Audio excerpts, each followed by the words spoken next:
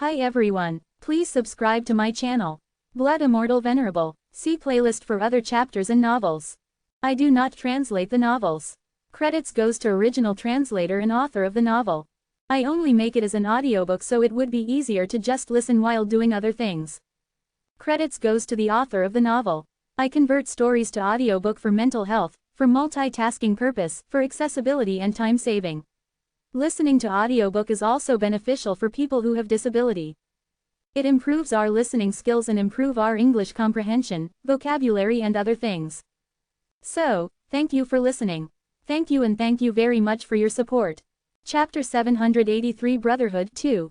Ack, so annoying, ARRRGH. Cha Jung-woo rubbed his black eye as he complained. So much for coming to help you. You just get straight to the punching if you're mad. Damn it. Jung-woo felt wronged. He was in this state although he had come to help Yi-in-woo. He was even starting to wonder if Yi-in-woo was really related to him because there was no way someone with his blood could be so narrow-minded. However, Yi-in-woo just lifted his fist again. So, you have problems. Jung-woo burst up as if he couldn't take it anymore and began to shout. Seriously, if only I was born just 5 minutes faster. And if you were born faster, would you have beat me up as the older brother? I would have still served you as the older brother. Cha Jung-woo drew back after seeing Yi-in-woo's fist in the air again.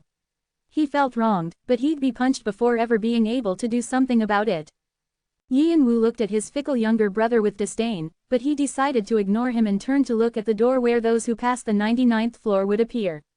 He didn't care about the others, but he hoped his father and mother would come out without a scratch. Poor me. Cha Jung-woo's shoulders sagged, feeling pity for himself.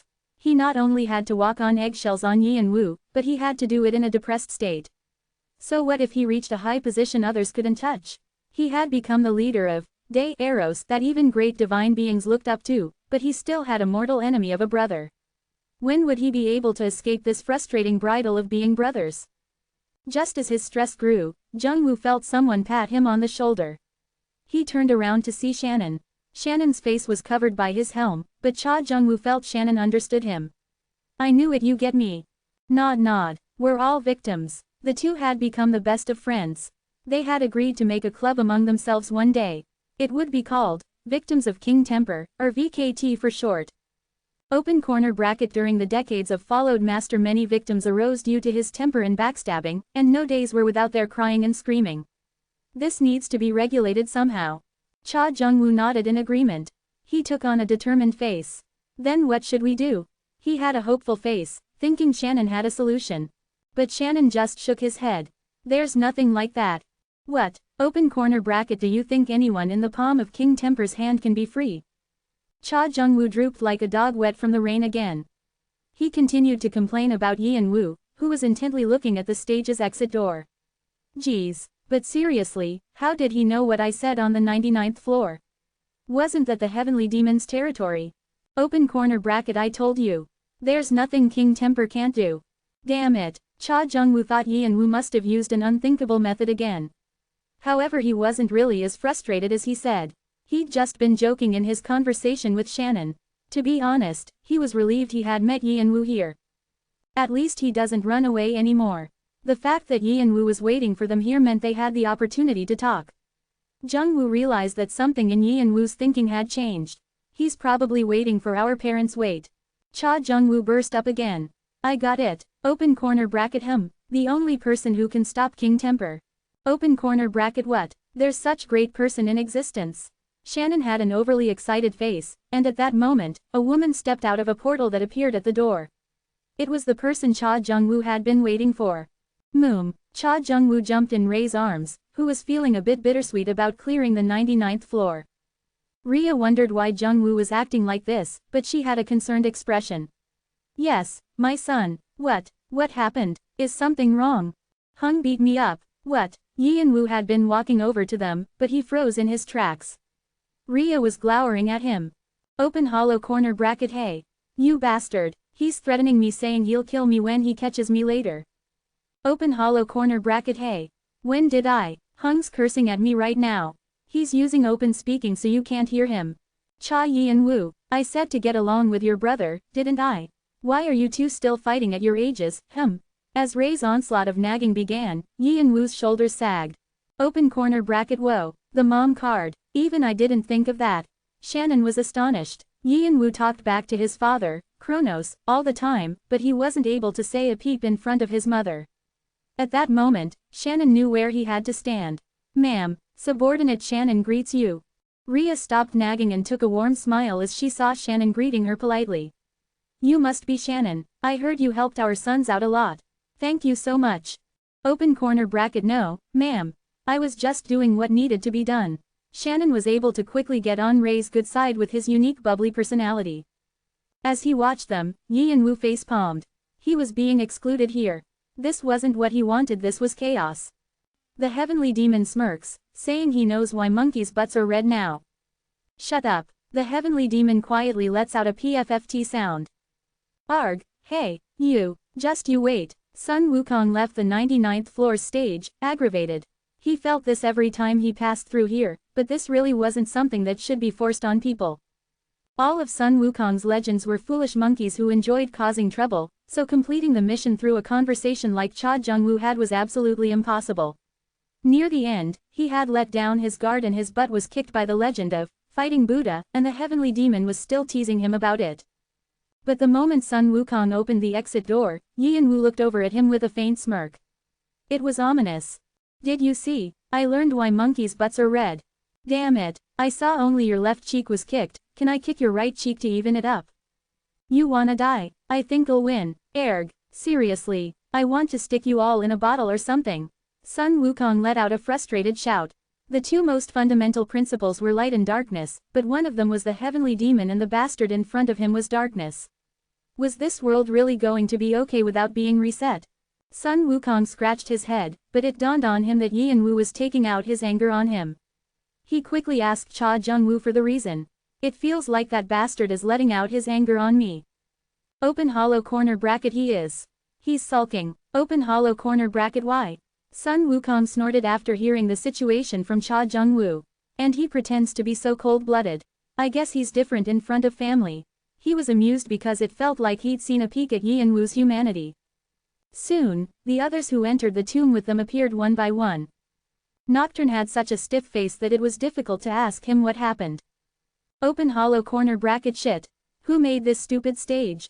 Lastly, Kronos appeared, fuming. His body was riddled with injuries big and small. It seemed he had gone through an intense battle like Sun Wukong. Are you hurt? When Rhea quickly took his side and asked with concern, Kronos shook his head. Huh, why yeah, I'm fine. This is nothing. Nothing, really, ha ha ha. Kronos didn't want to show his weak side to his dear wife, so he acted strong. However, Rhea could see how much he had struggled because of the mission inside. All of Kronos' legends were scumbags, and he had more legends than others. His life as the king of gods aside, he had the heroes' lives from Earth that were a result of repeatedly reincarnating, so it had probably been quite difficult to make them all one again. Fortunately, he didn't seem to be too different from his normal self. It meant he'd had a certainty of his identity. Now that all the family was gathered, Yi and Woo bowed to Kronos and Rhea. I apologize for making you worried, father. Mother. Kronos and Rhea looked at their son with sorrow. I won't do anything like this without speaking to you about it ever again. They understood why Yi and Woo had decided to do such a thing, so they weren't able to speak for a moment. Still, Kronos was about to rebuke Yi and Woo at this opportunity. But Rhea approached Yi and Woo first and pulled him into her arms. Then, she stroked his hair. It was hard all this time, wasn't it? Quote, parents should raise their children to live in comfort, but we only made you sorry. You've gone through so much for meeting bad parents. Don't say that. To me, you two are. I know. You don't have to say any more. Yi and Woo buried his face in Ray's arms and cried. Kronos and Cha Jung-woo couldn't bring themselves to watch, so they looked away. It had been years since Yi and Woo was able to act childish in front of his mom. Well, I know one thing for sure now.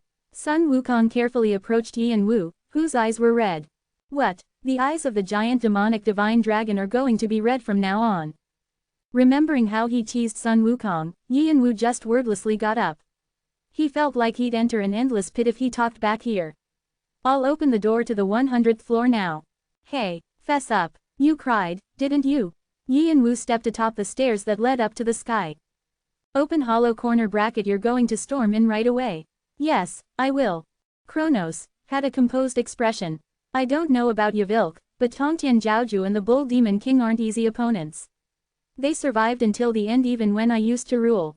Yi Yanwu nodded. It won't be easy. Yi Yanwu had shared his new plan with his family about how he'd capture Yvilk and become the main ego of the Black King after all the stages were cleared. Kronos and Rhea didn't object to his plans despite expressing some concern. It was surprising enough that Yi Yanwu had changed his mind this much. They were just worried about how much their son would have to suffer again in the process. But as parents, they wanted to encourage Yi Yanwu, who was trying to faithfully walk his path. Still, I'm going to do it. Kronos and Rhea nodded at Yi Yanwu's determination. Kriak, Yi Yanwu began to take one by one the steps that led to the 100th floor. Chapter 784 Brotherhood 3. While climbing the stairs, Jungwoo continued to look at Yi Yanwu's back.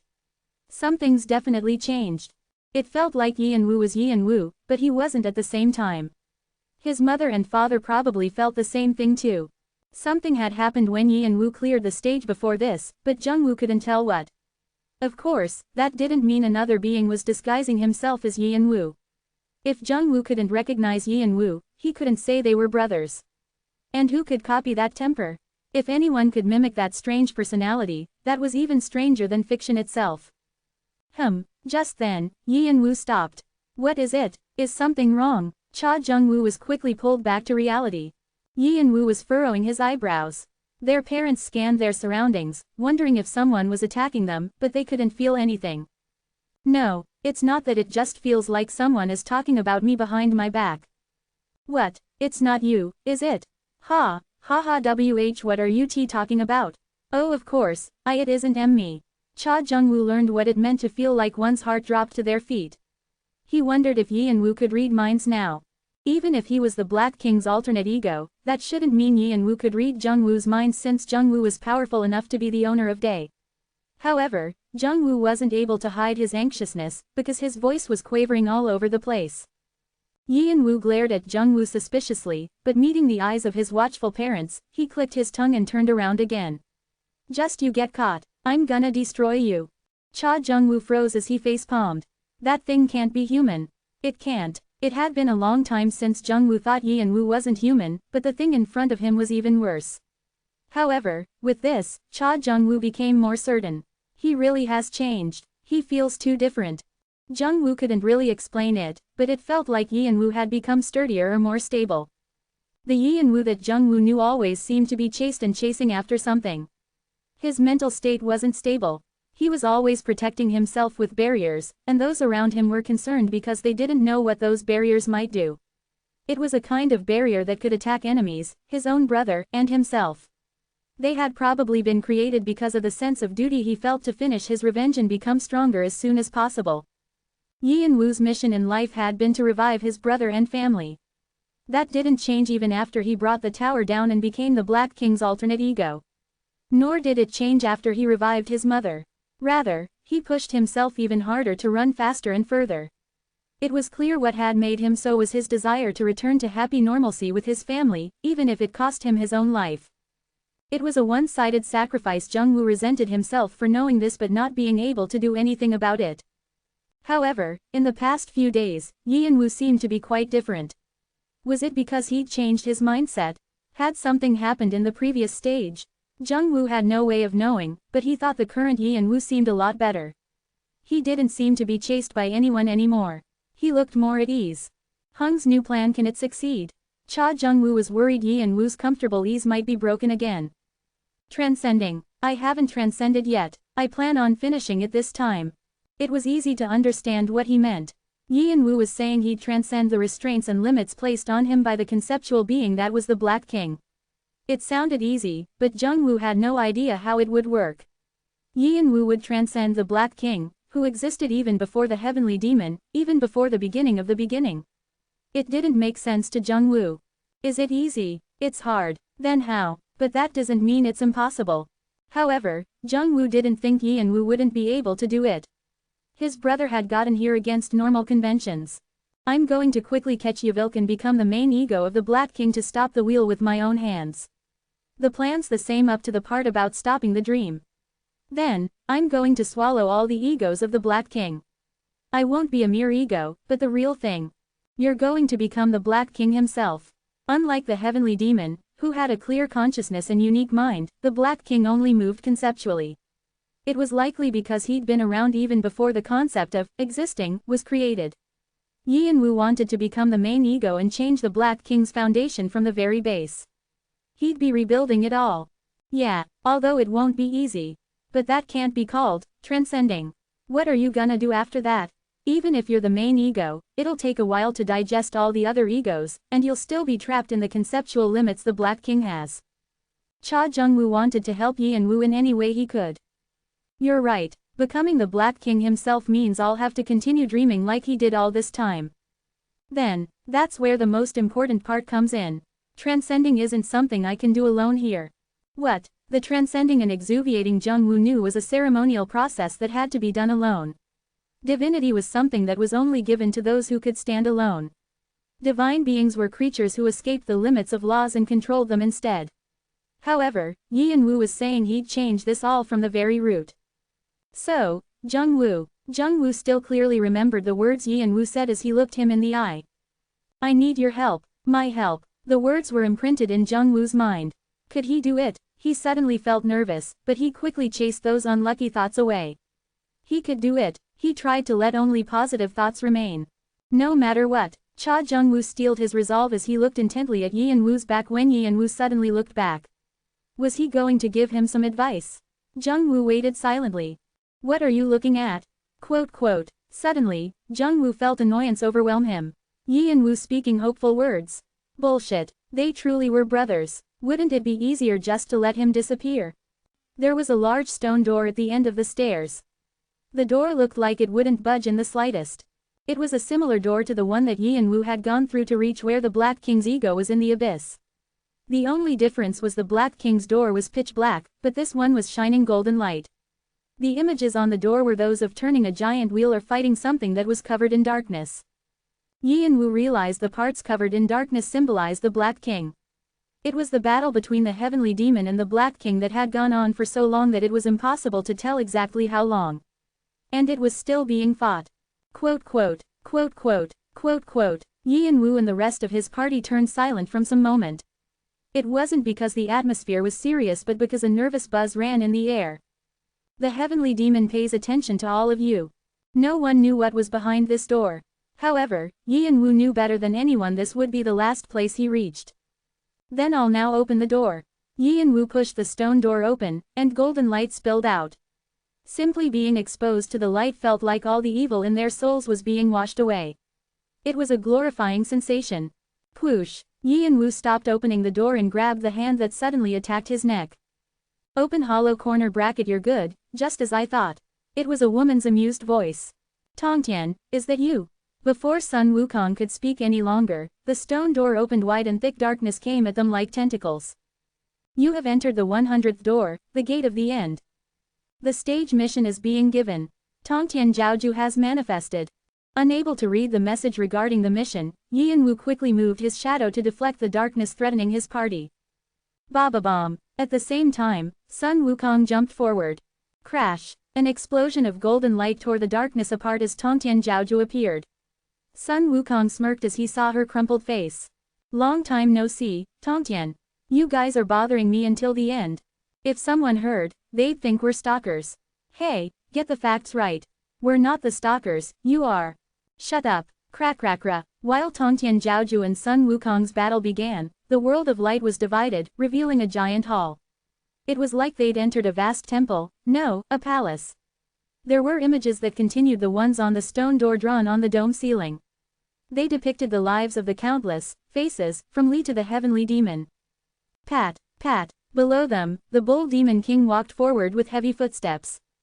So you've come all the way here. Along with many visitors, the bull demon king smiled wryly as he looked at Yin Wu and his party.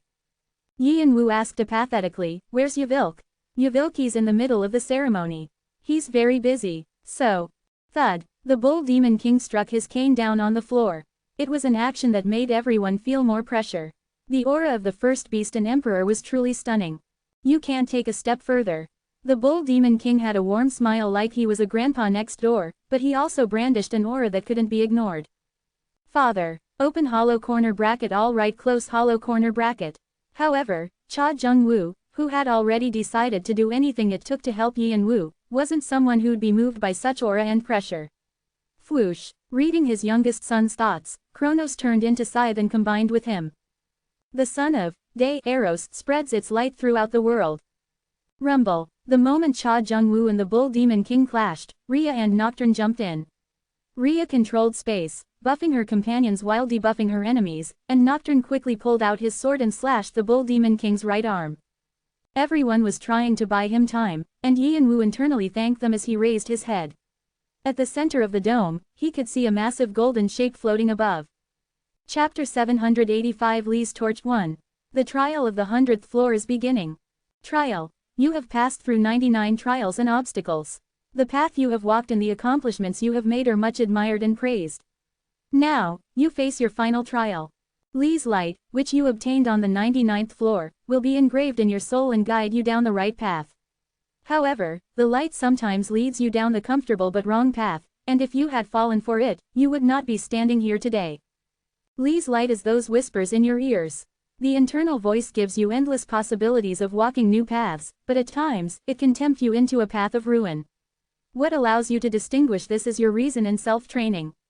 Moreover, self-training is like an assignment you will always have to complete for someone who wishes to stand at the top of the tower in the world. Now, further your Lee's light to a torch. The deeper you search within yourself, the brighter the torch will illuminate and fill you with light. Then, set the platform at the end ablaze using the fire you just made larger. The moment Yi-and-woo saw the trial of the 100th floor, he thought the description was long but extremely vague. All the trials he had done so far had a clear objective, but this did not.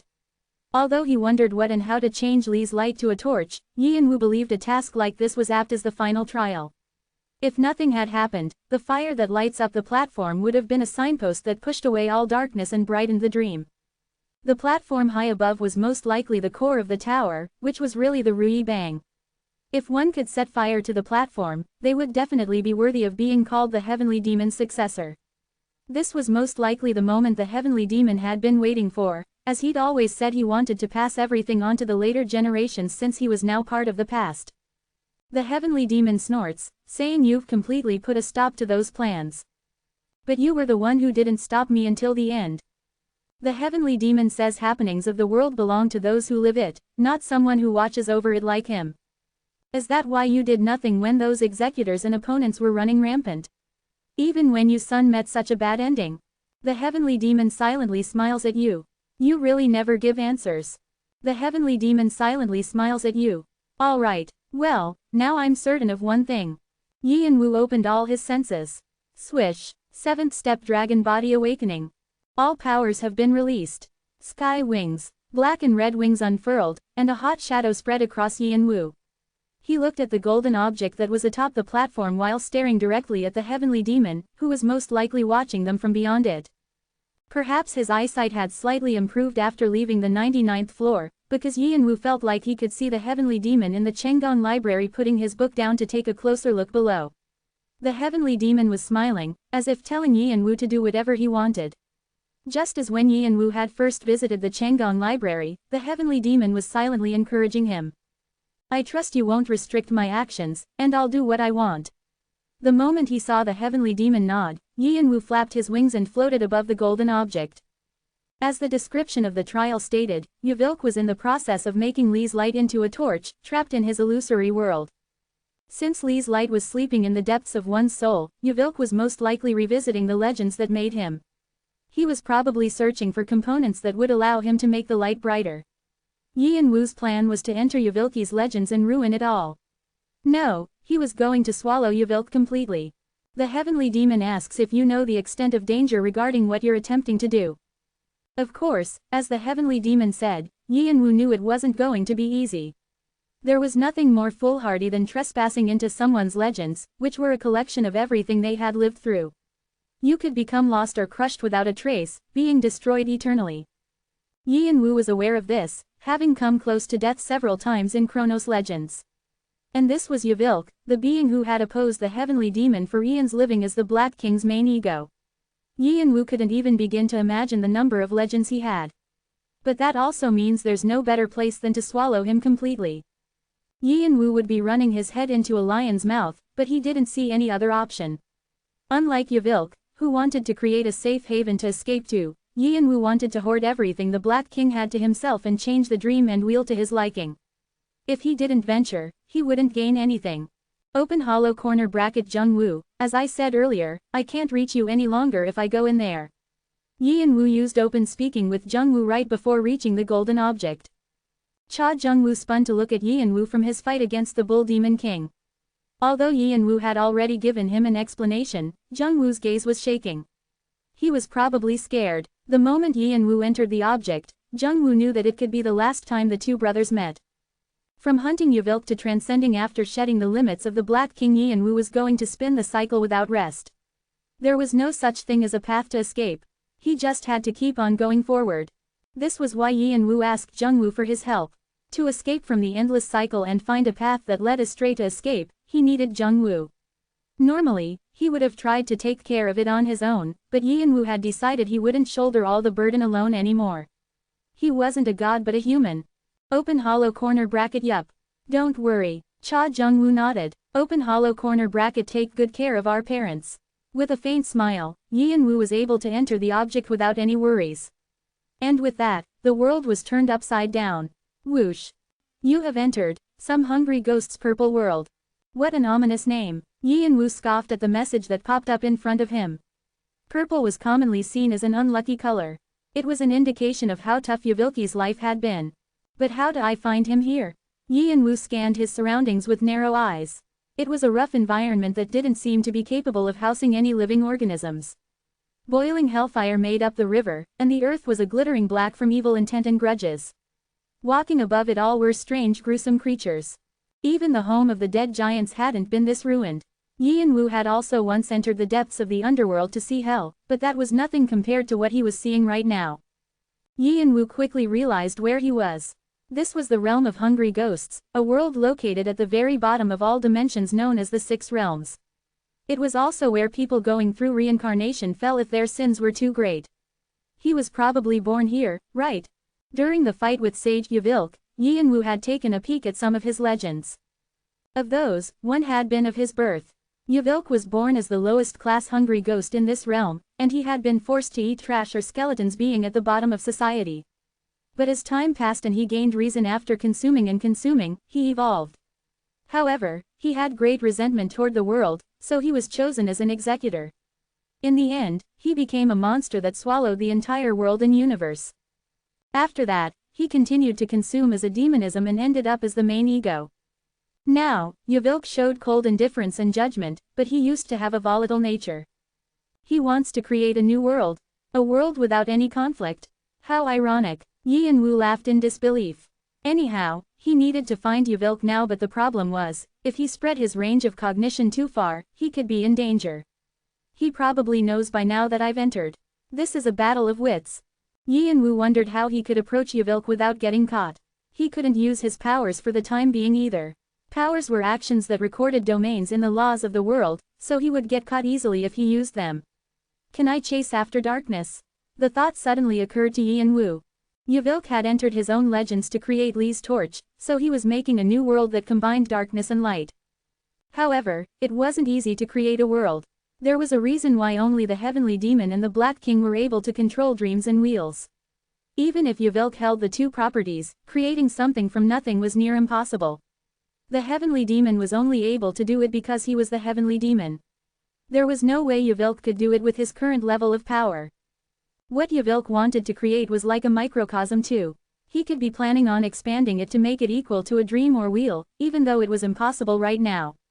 That meant he had materials to make a microcosm now. And thinking about what material Yvilk could easily mold and control in a nerve-wracking situation with Yianwu chasing after him, Yianwu realized what Yvilk planned without much difficulty. His own legends. If he plans on using his legends to restore an old universe, it's possible. But he's seen many dreams. Why is he choosing this dream where he was born out of all the dreams there are? Thinking there was only one reason for it, Yianwu scoffed. Does he have some attachment to this world? Yvilk had an attachment to the world he'd swallowed when he was an executor. He truly was hypocritical, but now, Wu knew what he needed to do. This attachment must be Yvilk's singularity point. If I find it and eliminate it or keep watch around it, Yvilk will come. Wu smiled icily, canines glinting. Causing trouble is right up my alley. Chapter 786 Lee's Torch 2. The successors of the Black King, also known as the executors, were mostly those who were filled with grudges and resentment against their worlds. Only then would they be able to lead the world to an end. Destroying the world you lived in with your own hands was no easy feat. One had to have the resolve, in other words, motivation and psychological mechanisms, to go against the resistance of those who opposed you. The fact that he appeared here means that he still has a lingering attachment to this place, Wu thought to himself. Wu and Yvilk had different origins and identities, but at the bottom of it all, they were nearly similar. It was because they were both categorized in the same concept of the Black King. Not only that, but their legends and darkness had been mixed when they fought in the abyss. Wu thought of all the beings in this dream, he was the closest to Yvilk, but he was also the furthest from him at the same time. They were like the North and South Pole. They stood on opposite ends, but they couldn't get away from each other. Wu knew Yvilk would definitely be somewhere around here. Where are you? His fiery golden eyes flashed as he released his range of cognition. Shadow Doma carefully spreads throughout the realm of hungry ghosts. SSSSSs. As his shadow spread along the coordinates of the realm, Wu slowly disappeared within it. The shadow analyzed the data of whoever it contacted on the ground to retrieve any information relating to Yvilk. Analysis taking place. No related data can be found. Analysis taking place. No related data can be found. Analysis taking place. Related data found successfully. Not too long after, Wu was able to find what he wanted. Found you. Oh dear, you've come injured again. You should have been careful, please wait here for a moment. A succubus with clipped wings was looking over injured hungry ghosts. A succubus. Wu narrowed his eyes. Succubi and incubi were demons that traveled dreams, so they were commonly called dream demons. However, they were located at the bottom of the demon hierarchy, so they could frequently be seen waiting on the demon kings or running their errands. Still, they were demons, so they were in a high position that hungry ghosts couldn't even dare to look at.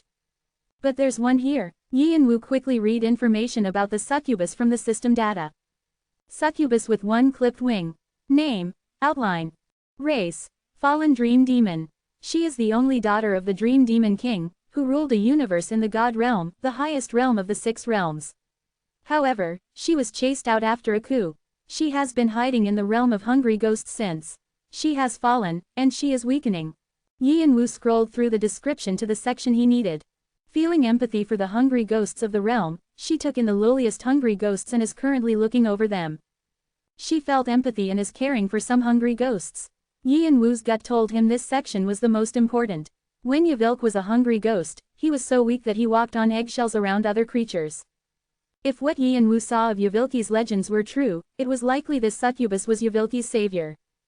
The scent of Yvilk's magic power is strong here too. Wu didn't understand how Yvilk was so weak before becoming a face of the heavenly demon and ego of the Black King. But technically I was like that too. Wu hadn't even known about the existence of mana before he became an adult. He was a child of the King of Gods, but his parents were both fallen, so it wasn't as if his genes were anything special. He had only come this far thanks to his own effort and will. Wu thought Yvilk might be the same. Or he might have been unaware of his potential until something happened and he awakened his power. Whatever the reason, it was clear Yvilk's attachment to this place was related to the succubus. From then on, Wu began to observe the succubus named, outline. Don't fight, and chew slowly. The succubus left every morning and brought back a bunch of things to eat. It was low-quality food that no one would eat, like the corpse of a stupid creature that drank hellfire after mistaking it for water or the bones of hungry ghosts left behind by the meals of great hungry ghosts. However, it was a royal buffet for the baby hungry ghosts, who ravenously chewed up the food as it was tossed to them. The succubus urged the baby hungry ghosts to share, saying she could bring more food if they needed it, but there was no way for the hungry ghosts with the intellect of beasts could understand her. If there was a fleshy bit, all of them would dash for it, even attempting to eat each other in the process. The succubus spent whatever energy she had left after finding food on preventing the hungry ghosts from fighting. A few of them became so excited by the smell of blood that they attempted to eat her as well. But even with the risks, the succubus never stopped. When the hungry ghosts all ate their fill and napped with full stomachs, the succubus looked at them adoringly like there was no cuter sight. Gosh, this is why I can never hate you. Yi and Wu couldn't understand her standards. Well, to each his own. I suppose gruesome-looking creatures might be someone's taste in this world. Yi and Wu clicked his tongue, then narrowed his eyes. But which one is Yvilk? No matter how much he watched the hungry ghosts from the shadows, he couldn't distinguish which one was Yvilk. There were hundreds of hungry ghosts the succubus was caring for, and all of them felt similar. They were all low-class creatures and their souls were all inferior, so it wasn't surprising that there were no major differences between them, but it was like they were all manufactured from the same factory. If a single one of them had a unique trait, Yi and Wu wouldn't have thought this. Should I eliminate the succubus first? Will Yvilk appear then? Yi and Wu had planned on holding the succubus as bait and stealing the Lee's light from Yvilk, so he was frustrated with how slowly things were moving. I have no other choice. If I give Yvilk more time, he might finish the torch. Just when Yi and Wu raised the shadow toward the succubus' neck, a new thought entered the succubus' mind. When is he coming? It's definitely time for him to be here. It seemed as if the succubus was waiting for someone to return from an errand, but Yi and Wu didn't miss the greed that appeared in her thoughts for the first time. She was exuding a true demon's evilness that wasn't like the kind saintess-like succubus who cared for pitiful hungry ghosts. He has to come. He has to. Only then can I return to my spot. Why isn't he coming? Did he not read my message? Why? He must have read it. He must have. There's no reason for me to be rotting away in a place like this if he didn't. The one she was waiting for didn't appear, and the succubus anxiously bit her nails. Blood dripped down her hands and her nails were ruined, but she didn't seem to notice. Suddenly, the succubus looked up as if sensing something. He's here. Yi and Wu, who felt the laws of the realm had been wriggling since a while ago, quietly watched. SSSSS's. The new reaper of the Dream Demon King appears. Dark clouds whirled in the sky, a massive portal appeared, and a pressure that could easily crush most demon kings descended on the entire realm. No, it wasn't just descending, it was crushing. Keg. The succubus couldn't fight against the gravity and collapsed. With her hands stuck to the ground, her shoulders broke, and her wing was compressed, blood spurting on the earth. The hungry ghosts around her couldn't handle the pressure and their bodies exploded like fireworks. The surroundings quickly became a chaotic mess. How dare a lowly being like you raise your head in front of me? A cold voice rang in the succubus' ears, whose head was still on the ground. Unlike the succubus, who was wearing rags after becoming fallen, the incubus in front of her had an extravagant appearance with a proud lift of his chin. How dare he? He was a mere hunting dog that licked at my feet. The succubus gritted her teeth with red eyes. Ha ha, you seem very mad. Why, are you furious that a mere eunuch that chased after you is acting so arrogant? The incubus raised a corner of his mouth as he used his right foot to grind the succubus' head into the ground. The succubus held in her breath. If the incubus exerted a little more pressure on his foot, her head would burst open like a watermelon. And when the succubus didn't show any reaction as he expected, the incubus clicked his tongue and turned to another direction. Is that what you were talking about? The hungry ghosts were trembling at the end of his gaze. The others had all died, and there were only about 10 left. However, the incubus' gaze was fixed on the smallest of the creatures. Even the hungry ghost was small, its eyes were unfocused, and it showed no sign of being scared. It was difficult to tell if it was foolhardy or just stupid, but it seemed different from the rest. Why yes, sir. The incubus stroked his chin with interest at the succubus' response. A rumored face of the heavenly demon. Then, he furrowed his eyebrows in doubt. It just seems like a low-class hungry ghost. How are you sure he has the soul of such a mighty being? I confirmed it several times, and it's true. Please see for yourself. So please reinstate my status. Listening to the conversation, Yi and Wu quickly realized what was going on. I was wrong. The succubus wasn't Yvilk's savior. He knew this was the timing Yvilk would appear. She's a mortal enemy who told him off. Finally, found you, my dear, old traumas. The baby hungry ghost's eyes focused, and its mouth opened wide to reveal its sharp canines. Chapter 787 Lee's Torch 3. What? The incubus quickly jumped back upon realizing something was going wrong. But before that, the baby hungry ghost moved first. Crunch. Teeth marks were left on the incubus' arm. Blood spurted out as demonic energy dripped out. You dare trick me. That isn't I mean ac. The succubus belatedly realized the situation and tried to say she wasn't involved, but she wasn't able to speak. Thoughts chaotically swirled in her mind. Impossible. He was well behaved until now. He was a gift sent from my father for me to return to the god realm. What's going on? The baby hungry ghost jumped to where the incubus had just been and began to tear at the succubus' neck. The succubus died instantly with her neck at an odd angle. Stepping on the succubus' corpse, the hungry ghost dashed in the air toward the incubus with its mouth wide open. Arrrrrh. It looked like a beast hunting for prey. Darkness was waiting in its mouth, which was stretched open to the ears. The incubus used all kinds of powers and magic to get the hungry ghost off of him, but it was futile. He was sucked in by the hungry ghost. The darkness in the hungry ghost's mouth looked like an abyss located at the bottom of hell that absorbed everything and never let anything escape. And no way. The incubus wasn't able to finish his sentence and half of his head was ripped off. Crunch, crunch. The baby hungry ghost voraciously chewed at whatever entered its mouth like it was rubber. Then, Yin Wu stepped and began to move. Now, Black Gubatera. When Yin Wu flicked his finger toward the baby hungry ghost from his shadow, the black lightning that was gathered at his fingertip exploded to create a gigantic column of black and red. Krrng, rumble, rumble. The baby hungry ghost, who had gotten rid of its longtime trauma and was eating without a care in the world, became swept up in the column. The consecutive explosions and aftereffects tore into the hungry ghost over and over again. But Yin Wu didn't stop there. Sky wings, maximum force. Yin Wu had already prepared his 7th step dragon body awakening, and he summoned the greatest output from his sky wings and philosopher's stone to continue his attacks. Sword thunder shredded the hungry ghost repeatedly and struck it down the ground. The ground was now destroyed, pushing the realm onto the edge of ruin. The hungry ghosts and greater monsters that had been living in the realm were instantly obliterated by the light. Keeg. Yin Wu felt like he could hear the baby hungry ghost's laughter, but Yin Wu kept on going and activated Black Gubatera with his finger again.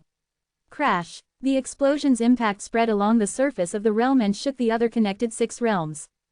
The closest, Hell realm, quakes violently, and half of the living beings residing there have been annihilated. Disease strikes throughout the confused animal realm. The great gods of the god realm move quickly to comprehend what occurred in the hungry ghost realm. The gods who have been injured scream. Colossal damage has been put on the system of reincarnation. In the broken pieces of the baby hungry ghost's legends, Yin Wu could see some of what happened in Yuvilki's history. The Dream Demon King had taken interest in the fact that a face of the heavenly demon, who was considered to be one of the greatest beings of all time, had become a mere hungry ghost. He began to experiment with it. In the process, he had made the baby hungry ghost eat its fellow hungry ghosts it thought of as friends and destroyed the baby hungry ghost's personality. The baby hungry ghost was already hurt because of the betrayal of the succubus, who was like a mother. After this, only fury and resentment were left behind. Eventually, when it awakened its true power, it ended everything.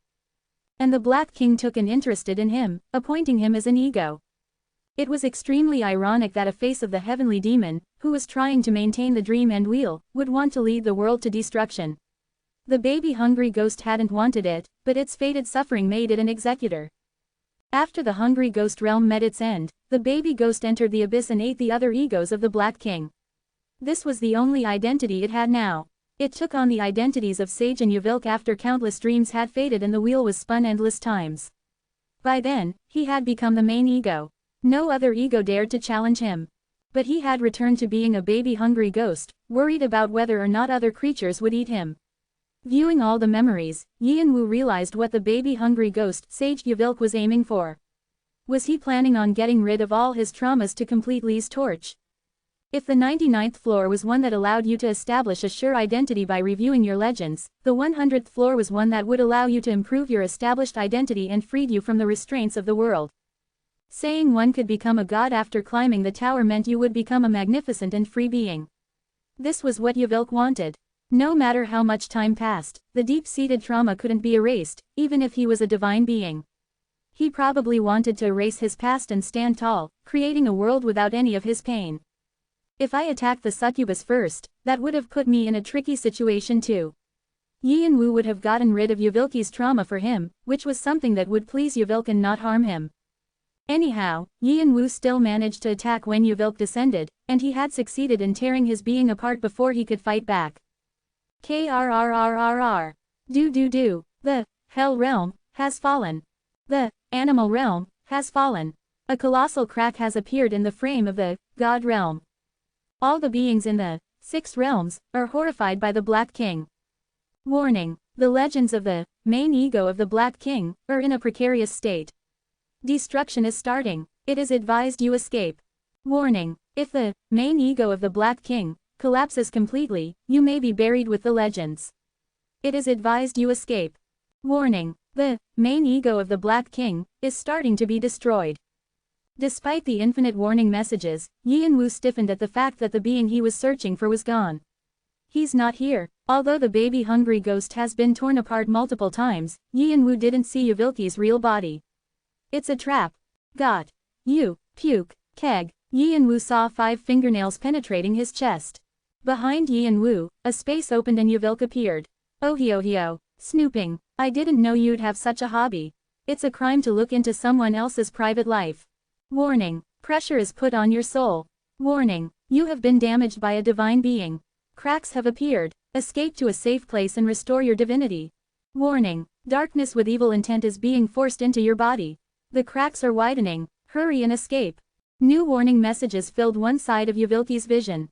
They showed he was in severe danger. But Yvelk laughed brightly like he always did, his gaze more violent than ever. A humiliating piece of his past he'd wanted to keep hidden forever had been revealed, so it was clear he was extremely angry. You didn't combine all your legends on the 99th floor. In that short moment, Yin Wu confirmed multiple times that the baby-hungry ghost was Yvelk. Nothing good would come of him getting caught in a trap. But it appeared there wasn't just one Yvelk. There were 2. It was a bombardment from 2 sides. I already knew the mission on the 99th floor, so I played a little trick. I didn't work as a guardian of the tower for nothing. Since he was a high guardian, Yvelk must have been more well informed about the tower's missions than anyone, as well as knowing how to clear them. Still, the reason why he had remained as a guardian instead of climbing the tower was probably that he didn't think he was ready to deal with the heavenly demon yet. So, Yvelk smiled coldly and widely opened his mouth, just like when he swallowed the succubus and incubus. You should be eaten for your crimes too, Mr. Cha Yin Wu. The moment the sharp canines of Abyss were about to bite into him, Yin Wu smirked even though this was a critical situation. What if I don't want to be eaten? SSSSSs. Suddenly, the left wing of Yin Wu's sky wings, the death wing, began to shake. One of your 2 domains is being forced apart. A part of your divine being is removed. Another Yin Wu was flung from where Yin Wu was impaled by Yvelk's fingernails. Crunch. What Yvelk had ripped into was merely a shell of Yin Wu. No, to be exact, it was a Exuvi with the wing of death. The real Yin Wu was falling to the ground with his right wing, the wing of fight. Like the message stated, Yin Wu had given the domain of death as bait to Yvelk and escaped with his domain of fight. With the smirk still on his face, he shouted in his true voice. Explode. Crash. Crackrang. Boom. Krrrrrr. Yin Wu's Exuvi with the wing of death exploded. There was no time for Yvelk to do anything about it. He couldn't even swallow it with his abyss. The death Yin Wu had was the concept of death itself. If Yvelk's abyss swallowed it, his existence would have been scattered along with it. By giving off a part of him without any reservations, Yin Wu spread his concept of death to Yvelk's legends, domains, and divinity. Death is spreading radiantly.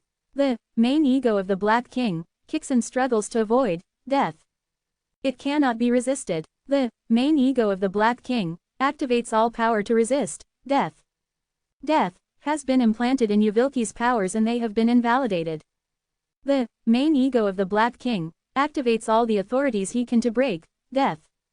Death has been implanted in Yvelk's authorities and they have been cancelled. The main ego of the Black King has been taken over by death. Legends are destroyed. Divinity is destroyed. Domains are destroyed. All the Lee's light of the main ego of the Black King has been extinguished by death. Chapter 788 Lee's Torch 4. Although he had tossed away his hard-earned domains like they were nothing, Yin Wu didn't seem too upset. If normal gods and demons saw him, they'd ask him if he was crazy. According to their logic, it was impossible for someone to throw away something they had created and cared for their entire lives. If legends were a medium that gifted one with holiness and brought in faith, domains were like an identity that would give one godly traits. Also, they were like master keys that could control laws as the user wished. If the domains were gone, you couldn't be called a god, and even if you managed to maintain your divinity, you wouldn't be as powerful as you would have been with your domain.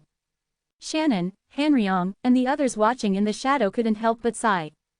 Open corner bracket gosh, our king temper. He always goes over and beyond. Most people become more anxious with the more they have because of the fear of losing it, but he threw it away just like that. Open corner bracket he's going for the winning move because he's certain he'll win. Open corner bracket still, isn't it too much this time? We don't have the opportunity to go out now. Shannon clicked his tongue. All of Yi and Wu's subordinates were tied to him through death, but now that Yi and Wu tossed it aside like a pack of rocks, their foundations for existing were gone too. They could maintain their existence by staying inside the shadow, which was a part of Yi and Wu, but once they tried to leave it, they would scatter in the air like sand. Open corner bracket let's wait. However, Hanryong didn't seem too concerned. He always provides us with new paths. Open corner bracket okay, must be nice to be such a faithful believer. Shannon spoke sarcastically, but his loyalty and trust in Yi and Wu were equal to Hanryong's, so he wasn't worried either. But Shannon had wanted to show off his talents in front of his master. So much for starting to work with other people. If he does everything alone, what are we supposed to do? Yi and Wu continued to walk his path steadfastly, and Shannon wanted to assist him any way he could. He was just upset that he couldn't. No way, Keg, Yvilk cried out as he looked at his legends in illusory world turning black. His body was also surrounded by black curses, on the verge of being destroyed. Death has infected all the data of the main ego of the Black King. The connection to darkness is unstable. Damage to data is becoming greater due to darkness. Suppress the virus and restore the lost data. The durability of darkness is decreasing. Replenish with new darkness. Yi and Wu's domain of death was a virus, a vicious one that spread like rapid fire and consumed its host. Even if one tried to resist, any vaccines or defenses were futile because it grew from too deep within. Any protection against it would also disappear through death. What are you thinking? Yvilk had seen many beings over the eons he lived, but he couldn't understand Yi and Wu. It didn't make sense for someone to let go of their domain. He had seen gods die trying to protect their domains but never anything like this. Even Yi and Wu's father, Kronos, tried to protect his throne to his death. Moreover, the domain of death was something the Black King gave when choosing a successor. It was Yi and Wu's connection to the Black King. Yi and Wu must have known it would be difficult to return as an ego of the Black King without the domain. But he had given it up like it was nothing. However, Yi and Wu's reply was simple. It wasn't mine in the first place. Yvilk felt like he was pummeled on the back of his head. Then, he burst out laughing. Oh hio hio hio, oh hio, oh hio hio hio. Even while death continued to take over him, he didn't stop laughing. Blood was spat out from his mouth as he guffawed. Yes, from the beginning you were this kind of person. How did I forget that ohio hio? Suddenly, the atmosphere around Yvilk changed. Fine, then I will do anything in my power to swallow you. His domains were being destroyed by the minute and his holiness was in grave danger, but they were located in his legends. The battlefield was still in his favor. In addition, his legends as the Black King's main ego were so plentiful it was impossible to count, so it would take a considerable amount of time for him to meet complete death. He had to swallow Yi and Wu within that time and get rid of this curse. Yvilk activated all his legends after reaching that decision. All the legends of the main ego of the Black King respond to his summons. Various Yvilks appeared along the darkness that surrounded him. The legend of the main ego, Baby Hungry Ghost, reveals itself. The legend of the main ego, Test Subject 666 feet reveals itself. The legend of the main ego, A Ruined Face of the Heavenly Demon, reveals itself. The legend of the main ego, Vampire of the Abyss, reveals itself. It seemed like all of Yvilki's legends that were divided in the 99th floor had appeared. Just as Yi and Wu killed all his legends and absorbed them and Jung Wu combined himself with them through discussion, Yvilk had cleared the 99th floor with a method of his own. You've summoned so many. You all came together to defeat me. Yi and Wu let out a cold laugh. There were hundreds, thousands no, hundreds of thousands of new Yvilks appearing in the darkness even while Yvilk himself was being destroyed. There were countless legends that had been accumulated during Yuvilki's time alive. Even gods would have had a hard time calculating his lifetime. They all spoke up at the same time. It's because of our noble intent. We will no longer be bound by the Black King, Heavenly Demon, or any other like them. We will continue moving forward. Even if we have been divided into many. Our intent and purpose will not change. And we will continue to go forth. We will remove any obstacle that blocks our path. Yi and Wu knew he was the obstacle Yuvilk was referring to. Yi and Wu's smirk deepened. So, don't besmirch our great will. The legend of the main ego, Sage, reveals itself. Just then, a demonism created from thick blackness appeared and spoke. You will now become the same existence as us. The main ego of the Black King begins to attack the alternative ego of the Black King. Whoosh! With sages firing the signal, the rest of Yuvilki's legends dashed for Yi and Wu. They were all in a critical state, infected by death, but their sorrow and violence were felt stronger than ever. It was a fearsome situation, but Yi and Wu didn't blink an eye. You must have already forgotten. Or maybe you're suffering from memory loss because you're so old. Rather, his cynical smile widened. This isn't too different from when I jumped into the abyss the first time. Suddenly, Yi and Wu's remaining right wing unfurled. Sky Wing's right wing fight. Even if he abandoned everything else, as long as he had this domain, he had nothing to be afraid of. Fight was all Yi and Wu had experienced, and it was the path he would continue on. Whoosh! Yi and Wu sped toward the Yuvilks with his meteor sword. Crackle, crackle, rumble, the black-red lightning exploded more brightly than ever. Most of the Yuvilks were nearly taken over by death, and they exploded along with the lightning, but they continued to bolt for Yi and Wu. If they could swallow Yi and Wu, they'd be able to heal themselves quickly. However, Yi and Wu wasn't one to be defeated so easily. Test subject 666 bit his left arm, but Yi and Wu just left it alone. The legend, soldier, has been split away. Yi and Wu's legend was taken with his arm. He felt a pang of emptiness, but he ignored it. Gripping tightly his domain of fight, he slashed the neck of the creature in front of him who had his weakness wide open. You have successfully eliminated the legend of the main ego, test subject 666. You have activated Hades, spirit-eating sword. You have successfully absorbed a part of the main ego. The lost legend, soldier, has been restored. If Yuvilk tried to eat him, Yi and Wu let him. Even if his legend was ripped away, his holiness was eaten, and his faith was stolen, he didn't care. Instead, he tightened his hold around his domain of fight and killed again and again. Then, if he could reciprocate their attack, he wouldn't be losing anything in the end. One might wonder how Yi and Wu was going to deal with all the legends, but this was actually a situation Yi and Wu had been hoping for. From when he started as a successor and became an alternate ego, he had never lost his reason in the many battles he fought. You have successfully eliminated the legend of the main ego, a ruined face of the heavenly demon. You have activated Hades, spirit-eating sword. You have successfully absorbed a part of the main ego. You have successfully absorbed a part of the main ego. On the other hand, Yuvilk was massive, but his movements were slow and ineffective. For Yi and Wu, who had only fought against strong opponents and defeated them, Yuvilk was the perfect prey. Crackle, pow pow pow, you have successfully absorbed a part of the main ego. The main ego of the Black King has lost too much darkness. The condition to be the main ego is not met and the status has been removed. Sage Yuvilk, been downgraded to an alternative ego. And no, I still haven't accomplished anything. The condition to be the alternate ego is not met and the status has been removed. Sage Yuvilk, been downgraded to an ordinary ego. I was so close to the end. The condition to be an ordinary ego is not met and the status has been removed. Sage Yuvilk, been downgraded to a part of subconscious. Everything that made Yuvilk was destroyed at a rapid pace. His illusory world crumbled away, and the legends died one by one and were absorbed by Yi and Wu. He tried to struggle against it, but he was on a downhill descent to ruin. Then, when all the legends died and only Sage Yuvilk was left, he had lost most of his blackness because he wasn't able to maintain his existence. You, Sage Yuvilk shouted at Yi and Wu, who was now directly in front of him. Slice. Yi and Wu immediately slit Yuvilki's neck as if Yuvilk wasn't worth listening to anymore and swallowed him. You have successfully absorbed, Sage Yuvilk. You have absorbed a significant amount of darkness. Current amount of darkness, 91%. You have met the condition to become the main ego and your status is upgraded. You have become the Main ego of the Black King. Your fate as an executor has been changed to regulator. Death is restored. Fight is strengthened.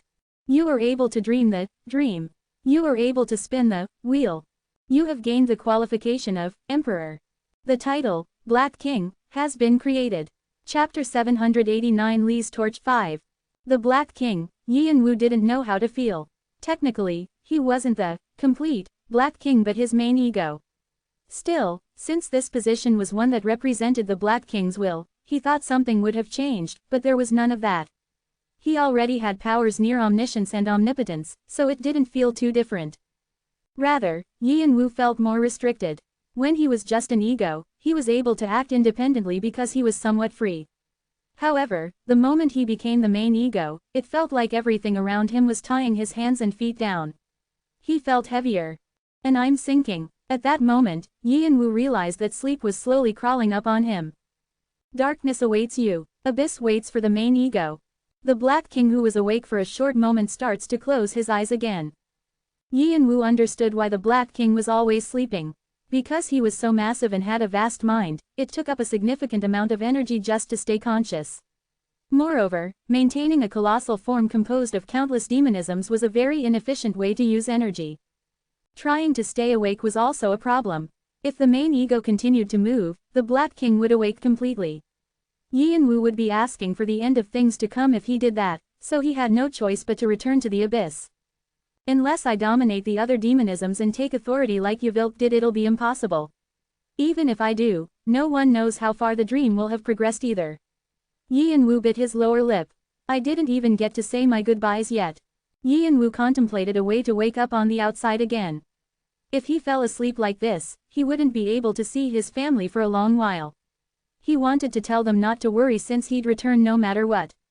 And he wanted to see Adora, who he wasn't able to see once because he had focused on getting to where he was now. Abyss was flooding into the toppled illusory world and had already reached Yin Wu's ankles. Just then, he heard a knocking sound. Talk, talk, an alien being knocks on the door of the abyss. What's that? Yin Wu turned to the direction it came from. The abyss was now up to his knees. Talk, talk, the alien being waits for a response. Yin Wu definitely wasn't hearing things, it was the sound of knocking. Thinking about an alien being that came to the abyss, Yin Wu nodded. He had an idea of who it was. The alien being enters the abyss with permission from its owner. The heavenly demon descends. The abyss was torn apart and a golden light that contrasted the darkness fell in front of Yin Wu. Then, it slowly took the form of a human who had a familiar face. The heavenly demon's mischievous expression was exactly like Yin Wu had seen in the Chenggong library. Hey, long time no. The heavenly demon waved his hand at Yin Wu with a smile, then jumped back in surprise at the lightning that aimed for his throat. Swish, rumble, dark lightning sparked where the heavenly demon had been. The intensity of sword thunder was amplified multiple times after absorbing Yvilk. It works. Unlike when he'd been beaten up powerlessly in the Chenggong library, Yin Wu thought he now had a chance. He speeded toward the heavenly demon. Crash, crash, krrrrrr. Crack-crack-ra. Yin Wu stuck close to the heavenly demon and swung sword thunder at him over and over again. He simultaneously activated his powers, tying the heavenly demon's feet down. The heavenly demon quickly shot out golden waves and scattered the attacks, then shouted, "Hey! What's wrong with you? Just once. What? I'll hit you just once. Don't you think you're being too unfair?" The heavenly demon muttered in a flabbergasted tone. However, Yin Wu didn't care. He'd greatly suffered in uncountable ways because of the heavenly demon until now. From when they met at the tower to this very point, the heavenly demon had only watched and didn't take any action. In the process, the heavenly demon's son, Alpharon Vivasvat, had even died. Yin Wu had no choice but to defeat him since they were enemies, but he was angry at the heavenly demon's lax attitude. He didn't know how precious the heavenly demon's ideals were, but he didn't think it was worth sacrificing his own family for them. It was a decision that Yin Wu didn't even want to try and understand as someone who considered family over all else. Pew pew pew. Yin Wu wanted to try landing a punch on the heavenly demon and listen to what he was thinking. He wanted to know just what it was that the heavenly demon sought and was looking toward.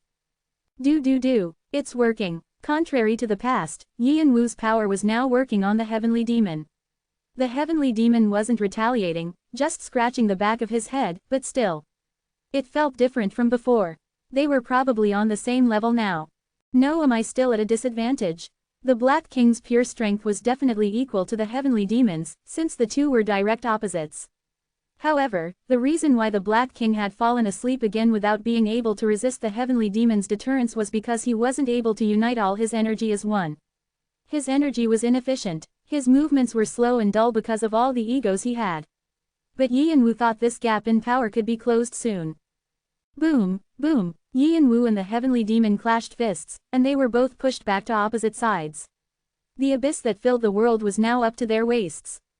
You feel better now? The heavenly demon glowered at Yi and Wu with annoyance. Yi and Wu crossed his arms with a scoff. You think I would have been appeased with that? Then what do you want me to do? One punch. Arg, I wish I could beat you up like the old days. The heavenly demon's fists trembled, but Yi and Wu didn't seem affected. Then, the heavenly demon sighed. Hey, even if you hate me, I'm here to help, okay? What are you gonna do if I run away because you're being annoying? The reason why the heavenly demon had entered the darkness himself was plain and simple, to deliver Yi and Wu's words. After all, Yi and Wu was now the Black King. He had to fall into a deep sleep. No one knew how long the sleep would last. Yi and Wu told Cha Jung-woo and the rest of his family that he'd return after transcending, but that was easier said than done. If Yi and Wu was able to do that so easily, Sage Yvilk, who had ruled as the main ego for eons, would have hoarded the Black King to himself already. Or the heavenly demon would have made the wheel stop the battle of the dream, and wheel was able to last so long precisely due to these reasons. It was why Yvilk had despaired at the unchanging reality and attempted to create a safe haven. It also meant Yi and Wu's attempt could fail. The heavenly demon came here to deliver Yi and Wu's message to his family, since it could very well be his last words. He knew Yi and Wu was angry because of what he'd done so far, so he tried to placate Yi and Wu's impertinent attitude.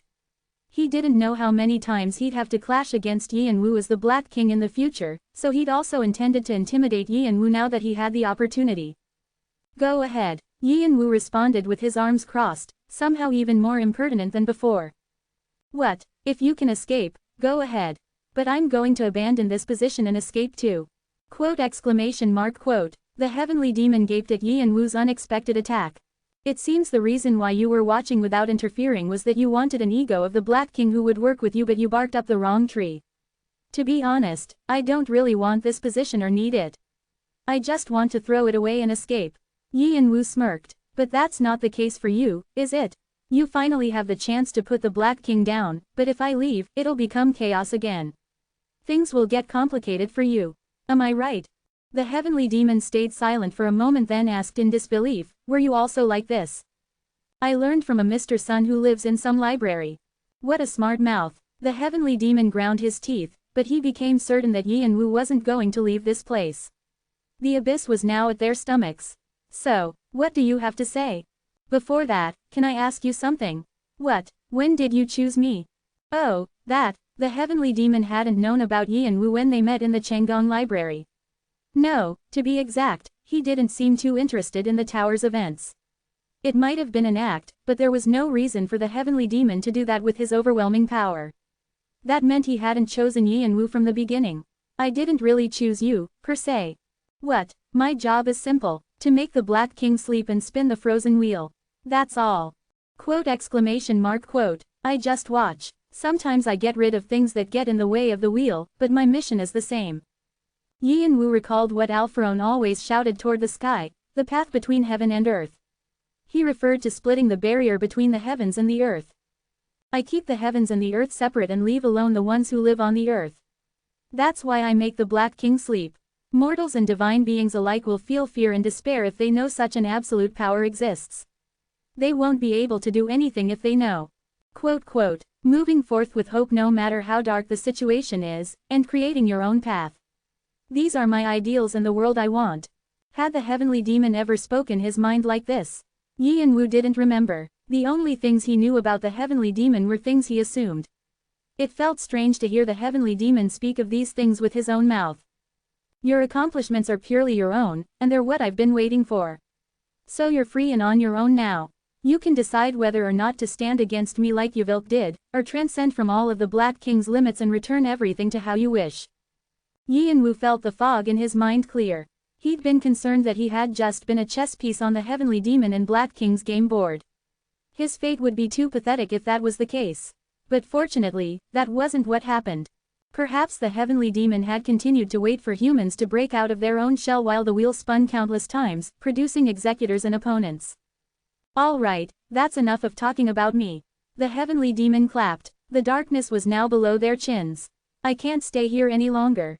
Say what you want, and make it short. Yi and Wu hesitated. The Heavenly Demon shouted in frustration, hurry up. It's up to my nose now. Obey them a lot. What? Please tell them I love them a lot. Yi and Wu looked away from the Heavenly Demon after speaking.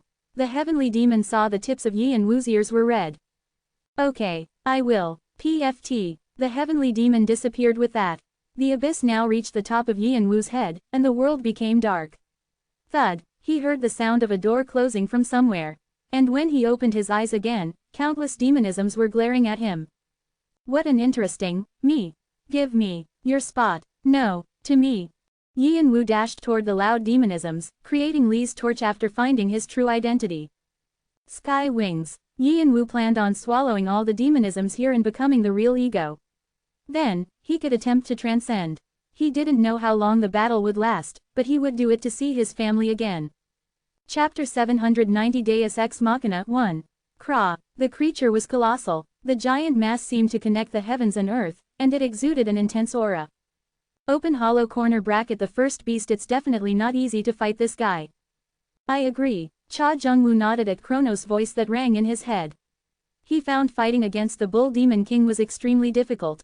After the battle began, the Bull Demon King transformed into his real body and attacked Cha Jungwoo's party without any moment of rest.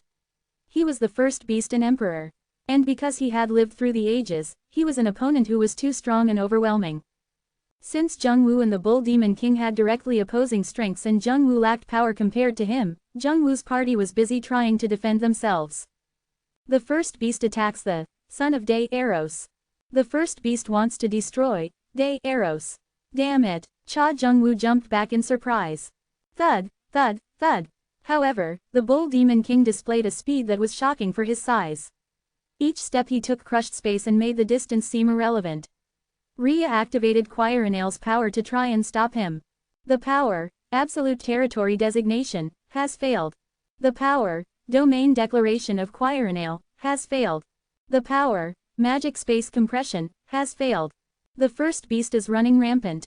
The Bull Demon King didn't just invalidate Rei's powers, but he swept them back with the impacts of his holy power. Jungwoo's party wasn't able to fight back. Kra, Kra, Kra. Crash. The moment the Bull Demon King's massive hoof struck the ground, the stage quaked and cracks spread throughout. An immeasurable shock wave shakes the entire stage. Cracks have appeared throughout the stage. The durability of the stage is decreasing rapidly. Warning: intense battles can be restricted by system managers and guardians. Take caution. Warning: evidence of hacking has been uncovered and the maximum level defense system is activated. The defense system has failed. The defense system has failed. The Bull Demon King easily crushed through the limits of the stage.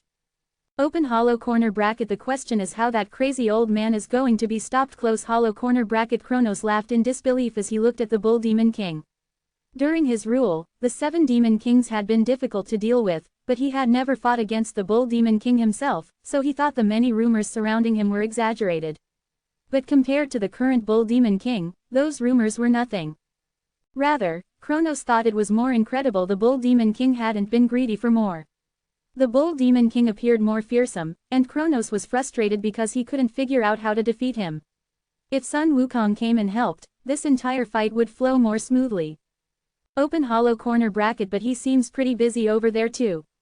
Pew pew pew. Kronos couldn't bring himself to ask for help, seeing the tight battle between Sun Wukong and Tongtian Zhaoju. However, he was annoyed that Nocturne, who Jungwoo had brought saying he was absolutely necessary, was standing still doing nothing. Nocturne looked to be deep in thought as he looked blankly in front of him, trying to force himself to remember something. What should I do? At this rate, they wouldn't be of any help to Yi and Wu. Kronos felt himself become anxious. His son was fighting alone in a dark place, but he wasn't able to do anything to help as his father. As if Kronos' other son had read his thoughts, Jungwoo gripped Scythe more tightly.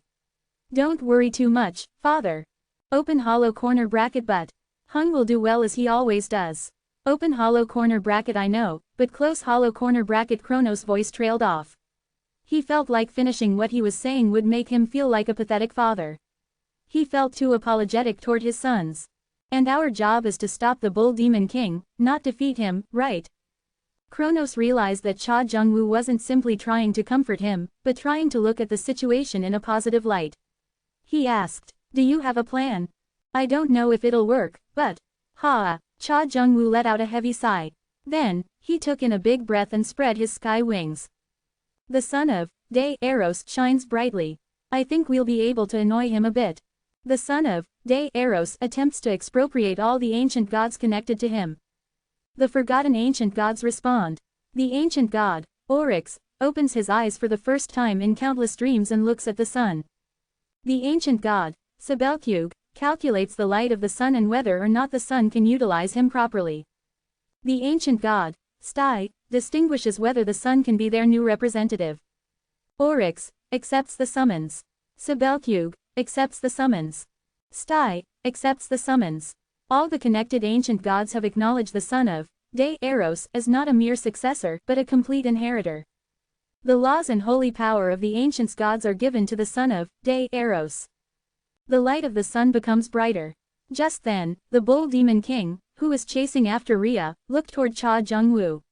A pupil that was larger than Jung-woo's height wiggled, and the creature let out a beastly roar. New son, he seems to be amused. Nothing good will come of chasing them away. There was some concern in the Bull Demon King's voice. Succeeding the positions of the ancient gods who had become the laws of the world meant Jung-woo would be trapping himself within limits that could never be escaped. However, Jung-woo didn't seem to care, and the light surrounding him became even brighter.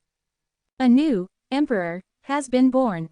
The moment the message he had been desiring popped up, Jung-woo turned into a ray of light and dashed toward the Bull Demon King. He was faster and fiercer than before. Open hollow corner bracket Jung-woo, you. Kronos knew that Cha Jung-woo forcefully increased the level of his soul and it had taken a toll on him, but he wasn't able to finish his sentence once he heard what Jung-woo said next. I can't just keep receiving help from Hung, right? I have to help him now. Open hollow corner bracket close hollow corner bracket. I'm going to save him this time. Just as Yeon-woo fought battles without any rest to get here, Jung-woo was saying it was now his turn to do so. Kwa. The Bull Demon King's body was covered in injuries in an instant. He narrowed his eyes as he activated Bull Step. It was the power that inspired Heavenly Demon Raining Step. Bull Step is activated. It has been cancelled. Raining Step is activated. It has been cancelled. However, Jung-woo managed to escape before Bull Step dominated space, and he countered with his own Raining Step. The Bull Demon King destroyed the activation of the power and used Bull Step again. Their battle changed into a type of hide and seek. There was no particular hider or seeker, so the victor would be whoever caught their opponent first. Of course, even if Jung-woo was now in a different class of strength, he was lacking in ability. Rhea continued to support him from the side so her son wouldn't be caught. Crack. Whirlwinds swept throughout the entire stage. Nocturne opened his closed eyes. Even after he had left the previous stage, his head was still stuck on the 99th floor. What he had seen there was too unrealistic for him. Who am I? Nocturne thought he was a shadow from the 21st floor's Shadow Dojo. That was what Faceless Sword God had said, and the Martial King didn't say anything otherwise. But how were there so many legends in the trial?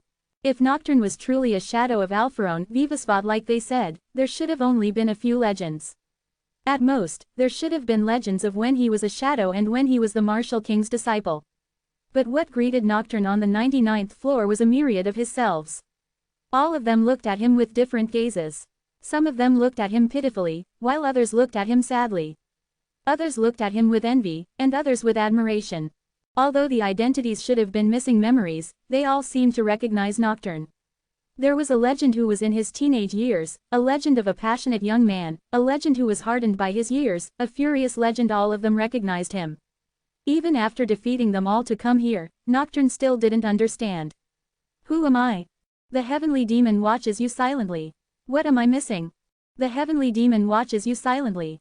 The messages that kept on popping up were getting on Nocturne's nerves. The gaze that kept on watching him from somewhere was somewhat uncomfortable. He had ignored the gaze because he thought the heavenly demon's pity for his son was being transferred onto him, but it felt different now. The heavenly demon watches you silently. Nocturne turned toward where the heavenly demon's gaze was fixed on him. He felt frustrated. It was like an invisible hand was gripping his heart, and he had a hard time breathing. If he asked, would the being answer? Who are you? The heavenly demon watches you silently. What relationship do you and I have? Chapter 791 Deus Ex Machina 2. It was a while after the chaotic stage suddenly became silenced. Crack. It was a minute sound, but nobody missed it. Cha Jung-woo and the Bull Demon King, who were in the midst of an intense battle in Rhea, Sun Wukong, and Tongtian Zhaoju, turned in the direction it came from. Nocturne pulled himself away from his thoughts and looked up as well. The battle of taking the Black King's authority is finished. Quote exclamation mark quote. Quote exclamation mark quote. Quote exclamation mark quote. Open hollow corner bracket already. Everyone widened their eyes. They thought the battle would take at least a few days or a few months, but it had ended so quickly. A few of them felt that their fights had been futile. The time they felt on the outside might have been short, but no one really knew how long the battle inside the object had been. Time was relative, after all. They could only hope that the battle had ended in their favor. Cha Jung-woo and the rest of Yi and Wu's family gazed up with desperate expressions. Then, the object turned completely dark, and it began to blaze red. Whoosh! Seeing those colors, Cha Jung-woo and the others realized who won the battle. The being, Sage Yvilk, has been destroyed. The unification of the Black King has begun. Unification rate, 91.1, 91.2%. Organizing the data will take a significant amount of time due to the massive size of the being. Lee's torch slowly becomes brighter. The stage mission of the 100th floor is still in progress. At the following messages, the eyes of the composed and unshaken Bull Demon King turned desolate. So, this is how it ends. The Bull Demon King stops his manifestation. SSSS's. The Bull Demon King returned to his elderly man form and tapped the ground with his cane. The sound was similar to the sound of tongues being clicked. Open hollow corner bracket. What are you doing, Bull Demon King? Tongtian Zhaoju pushed Sun Wukong, who was tight on her heels, away and ran toward the Bull Demon King. Can't you see? Our plan is already done for. We're going to wait until our next chance. Open hollow corner bracket. Says who? Me, of course. I don't want to hope for something that's impossible. Also, the Bull Demon King looked towards Sun Wukong with a bittersweet gaze. He seemed a bit relieved. I felt uncomfortable from when our intelligent youngest was so against it. So if you want to continue fighting, you can do it yourself. My back hurts because it's been a while since I've moved so energetically. Ah, the Bull Demon King pounded his back with a fist and turned to Sun Wukong. What are you doing? Your elder brother is saying his joints hurt, but you're standing still. You were breaking down the stage just a few moments ago. Stop exaggerating. Hey, do you want to be beat up too? Fine. Sun Wukong used Shukuchi with a pout, speeding toward the Bull Demon King, and he supported his elder brother up. Phew, I'm tired. You should have thought of your age beforehand, Why do you think I pushed myself to do this? Ah, yes, because of me. I'm at fault here, yup. Sun Wukong and the Bull Demon King walked out the stage, bickering as they hadn't just fought like they were going to kill each other. Open hollow corner bracket. My job is done. I'll take care of my brother, so you take care of yours. Sun Wukong sent a message to Jung-woo and left. Sun Wukong and the Bull Demon King have exited the stage. Left alone, Tongtian Zhaoju gritted her teeth. Those damned bastards. However, nothing would change no matter how angry Tongtian Zhaoju was. Suddenly, pieces of glass poured down in front of her from the sky where the object was. They were pieces of Yvilki's legends that were determined to be unnecessary in the process of unifying the Black King. Oh, please take a close look at Oceanus and Vimalacitra. Then it'll be easy for you to find your path. Tongtian, listen to me. Vimalacitra dying like that. It was all due to conflict like this. If a safe haven can be made and everyone is moved there, all struggle and uncertainty will disappear, won't it? Yvilk showed Tongtian Zhaoju the events of what happened like a film. How Yvilk used Oceanus to endanger Vimalacitra, and how he approached Tongtian Zhaoju saying Yi and Wu led to Vimalacitra's death. Tongtian Zhaoju's main reason for participating in this battle was to avenge Vimalacitra, so what she had been doing had no purpose. Open hollow corner bracket. I see. Was I tricked like an idiot? A long while ago, in a time that few today remembered, the young Tongtian Zhaoju was able to take authority over Jia sect thanks to Vimalasitra, who was like her adoptive father. Vimalasitra, who despised being tied down, had only remained at Jia sect for so long because of his loyalty to her. Open hollow corner bracket in the past and now, I'm just a idiot who's used. It was a dismal situation for Tongtian Zhaoju as she'd been searching for a place to happily live with Vimalasitra over the dreams. Swish. Downcast, she left the stage. Tongtian Zhaoju has exited the stage. All that was left was Cha Jungwoo's party. Then, a new message popped up in front of them. The Heavenly Demon invites you all to the Changgong Library. Will you enter? In addition, the time left to complete Lee's torch is currently _ Cha Jungwoo turned to where Rhea and the rest were with a stiff face. The Heavenly Demon's invitation was significant. It meant there was a reason for him to step up when he had only been watching until now. Nocturne's expression seemed to be stiff as well. However, Rhea nodded, indicating it was all right, and Cha Jungwoo stopped contemplating, moving his hand toward the message. Whoosh! Light surrounded them. You have entered the Changgong Library. When they opened their eyes, what greeted them was a vast library. Open hollow corner bracket. I didn't think I'd get to the Akashic records like this. Kronos returned to his human form with a laugh of disbelief. Aren't the Akashic records a place with a collection of everything that happens in all the universes? It was real, Cha Jungwoo asked. He had heard about it in passing. It was a mysterious world that the 9 kings of the past had frequent debates about. It was rumored that one's level would be increased just by touching it. The priceless treasury that people would have given anything to enter had suddenly appeared in front of them, so he wondered why it randomly appeared right here. Because I'm the librarian of this place. Cha Jungwoo was about to ask Kronos when a voice spoke up from behind him. It was a mischievous-looking man who had spoken up. Jungwoo didn't recognize the man's face, but his gaze was very familiar. It was the Heavenly Demon. Even the gods and demons couldn't fathom the power of this mighty being who was standing in front of them. Open hollow corner bracket. It has been quite a while. Kronos, who had met the Heavenly Demon before, stepped up first with a nod. The Heavenly Demon smiled in greeting. You kiddo, you're speaking like an adult because you're in front of your son and wife. You've grown a lot, huh? The times go by fast. It was just yesterday when you chased after my coattails wanting to be like me. Open hollow corner bracket. Allow me to have face in front of my family. And open hollow corner bracket please. Hee, this is why I like you. Kronos sighed at the Heavenly Demon's words. Cha Jungwoo was unfamiliar with this side of his father. Kronos was very generous to his family, but he cared greatly about his dignity due to his habits when he'd been the king of gods. Yet, he wasn't able to defy the Heavenly Demon. It's been a while, Rhea. The Heavenly Demon's gaze turned from Rhea to Cha Jungwoo. This is the first time we meet in person like this, isn't it? Why did you summon us? Geez, you twins are so rash. The Heavenly Demon clicked his tongue, then took on a solemn expression. The first reason is to deliver Cha Yian-Wu's message. And the second is to warn you. The family stiffened. Yian-Wu said to tell you he loves his family. Open hollow corner bracket close hollow corner bracket. Quote. Kronos and Rhea closed their mouths, and Jungwoo swallowed the emotions building up in his throat. He asked, and the warning? To prepare yourself for the worst. Quote. The brighter Yian-Wu's Lee's torch becomes, the fainter the darkness of the Black King will become. Yian-Wu will be able to dominate the Black King and become closer to transcending. Then what's the problem? The brighter the light, the further he'll become from this world.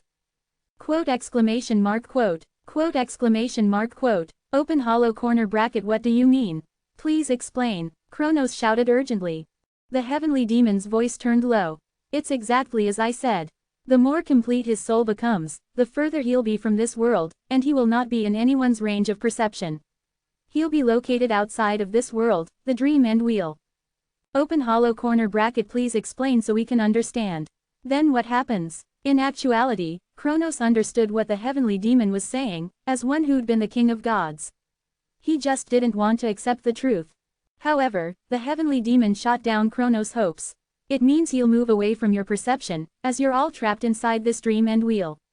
One cannot truly be called mighty if they are easily perceived by mortals. The Heavenly Demon continued, so Yian-Wu will slowly disappear from your memories. Eventually, he will remain as an indistinct being called the Black King, and no one will remember the human named Cha Yian-Wu. The traces and accomplishments he left behind in this world will steadily disappear too. Open hollow corner bracket impossible. How can a father forget his son? How can parents do that? How could a family do that? There's no way that's. Do you remember Cha Yi-and-woo's message I delivered to you?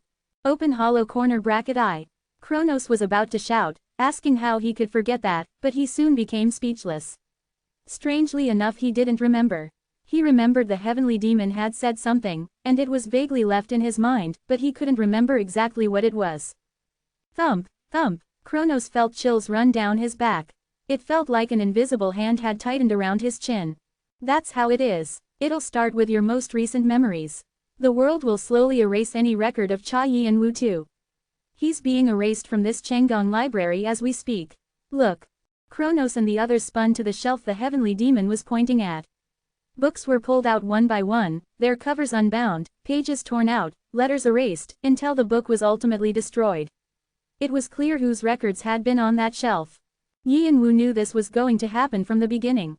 That's why he didn't tell you the truth and told you he'd sink into the Black King and sleep. Open hollow corner bracket B, but it doesn't make sense that we'd completely forget about him. Heavenly demon, if what you're saying is true, we shouldn't be able to perceive you or speak with you like this. Do you know my true name? Open hollow corner bracket. What about my nickname? Open hollow corner bracket close hollow corner bracket. Do you know in detail about my divinity? Kronos pressed his lips together. Exactly. You can only remember the vague concepts of a heavenly demon and Black King. But you'll never be able to see exactly what kind of beings we are. Can you? Open hollow corner bracket close hollow corner bracket. And your youngest son seems to be aware of all this. Kronos' gaze frantically turned to Jung-woo, who hadn't spoken a single word all this time. I need your help. Cha Jung-woo recalled the words Yi-and-woo had said to him before he entered the final stage, as well as what he said next. Remember me. Cha Jung-woo looked at the heavenly demon and Kronos with a determined gaze. He loves us. Isn't that the message my brother left behind? Chapter 792 Deus Ex Machina 3. The heavenly demon widened his eyes before grinning. Looks like I don't have to be concerned about you forgetting him. I guess you've really become an emperor. Emperors were beings removed from dreams and wheels, so Jung-woo would be able to remember Yi-and-woo better than others. But you know it's not foolproof, right? Cha Jung-woo nodded heavily. His level of strength was too low. Since he hadn't paved the path with his own power, he had received the help of the ancient gods. If the slightest thing went wrong with his linkage, there was a possibility he'd fall from the height he was at. That was what the heavenly demon meant by foolproof. Then, what should I do now? You can grow wisdom by staying as a librarian here. Wisdom is like nourishment for your soul. If you continue to stack it up, your soul will grow to incredible lengths. Protect this place in my stead. Cha Jung-woo's eyes flashed. As the heavenly demon said, this place where all the records of the world were kept would be the perfect place to grow his soul. He would truly become closer to omniscience and omnipotence. I might be able to reorganize information about Hung. Jung-woo thought of ways to leave as many new records of Yi-and-woo as the memories of him were lost. All this was similar to something he'd already done before. I'm already thinking like I'm a librarian. Cha Jung-woo realized he had already decided to remain here. It felt like he had been played by the heavenly demon, but it wasn't a bad feeling. Rather, he felt grateful to have a new opportunity. Do you plan on leaving? The heavenly demon snorted like it was obvious. Hey, how long do you think I've been pent up in here? I don't know. Do you know how much my wife nags me saying I never do any housework duties because I'm stuck in this tiny room? Ah. Cha Jung-woo unwittingly smiled wryly at the heavenly demon, who was shivering in disgust. You know that well, but you're asking me, a married man, to stay here. I don't care as long as it's not me. It was a brazen response. Cha Jung-woo understood why Yi-and-woo said he wanted to punch the heavenly demon if they ever met. What Jung-woo felt right now was completely separate from the gratitude he felt toward the heavenly demon. I want to stop working now and spend some time with my family. I'm sick of this now. The heavenly demon's gaze shifted to Nocturne, who stepped back without realizing it. At that moment, a thought occurred to Jung-woo. Nocturne was a shadow of Alpharon Vivaspot that remained on the 21st floor. No, that was what people thought. There was no actual evidence that Nocturne was really a shadow. He wondered about the possibility that Nocturne wasn't a shadow. What if the Alpharon we know was actually the shadow? A very long time ago, a player named Vivaspot had challenged the gate of the 21st floor. What if some error had occurred during the stage mission and there had been confusion between a player and a shadow? What if that was why the two beings walked different paths? Of course, the possibilities of such an event occurring were close to zero.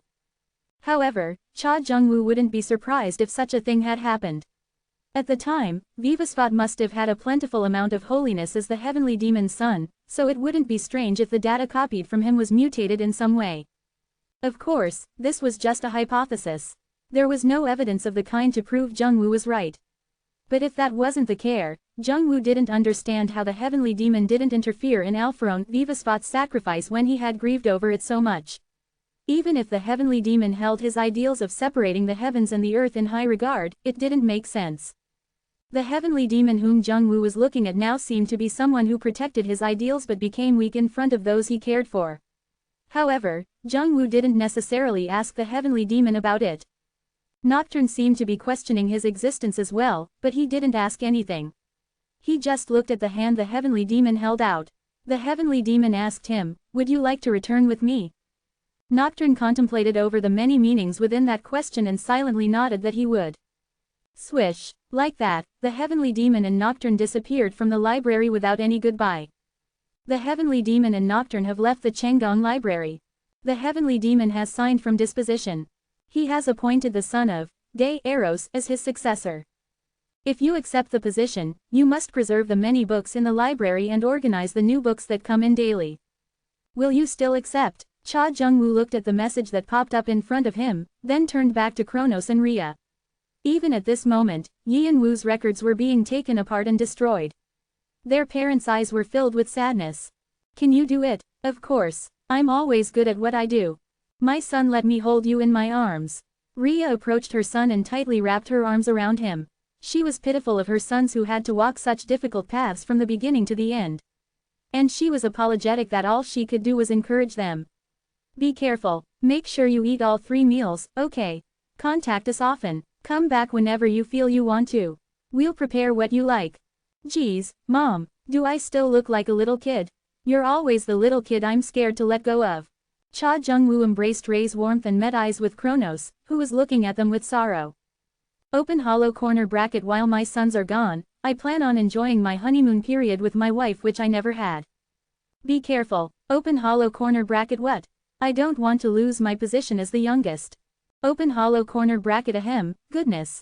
Kronos made a flabbergasted face, but he soon smirked and pat Jung-woo's shoulders. I'll let Sesha and your wife know. I'll get scolded again. Open hollow corner bracket. So you should have done well in the meantime. Like me, ahem. Anyway, don't push yourself too hard. Kronos was about to crack a joke when he saw Rhea glaring at him. He coughed and quickly changed the subject. He gripped Ray's hand. Rhea still looked at Jung-woo with lingering attachment. Without becoming a librarian, there were limits to how long one could stay in the Chenggong library. Additionally, Cha Jung-woo probably had things of his own he wanted to take care of, so his parents let him be. Kronos and Rhea have exited the Chenggong library. Cha Jung-woo waved his parents off, then took in a big breath and tapped the message in front of him. You have accepted the position. The son of De Eros has been appointed as the new librarian of the Chenggong library. The title, Librarian of the Chenggong library, has been created. Then, the world started to spin rapidly. A tutorial is provided for your assistance. A menu is provided for your assistance. Why were there so many tasks to do? Jung-woo had thought all he had to do was organize books, but that wasn't the case at all. He needed to familiarize himself with the vast structure and memorize what categories of records were located where. Newly added records tended to be stuck in randomly, so he also needed to check them all and put them in their respective positions. Old records needed to be rebound with new covers, and if the words were becoming faint, Jung-woo needed to find the information to fill them in. He was overwhelmed. After he learned some of the tasks, Cha Jung-woo became certain. The heavenly demon had spoken up a great show, but the ultimate reason the heavenly demon quit was that he was tired of the menial work. Damn it, I was tricked again. Like that, time flowed on and on.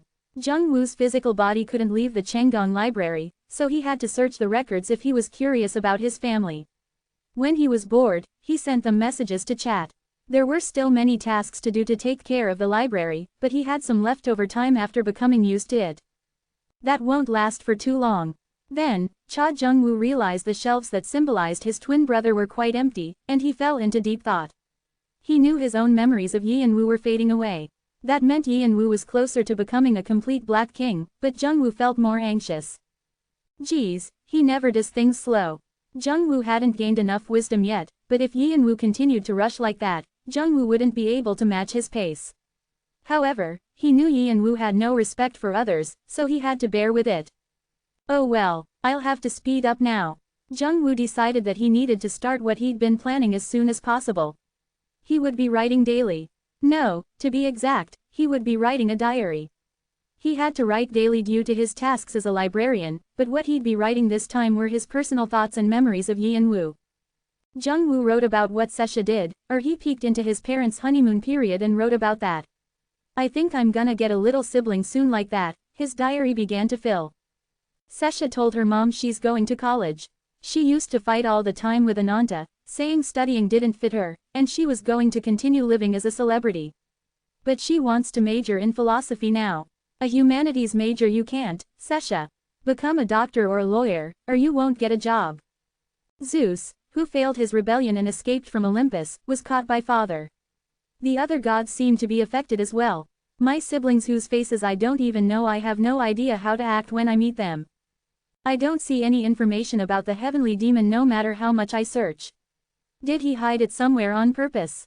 I wanted to find something embarrassing and tease him about it.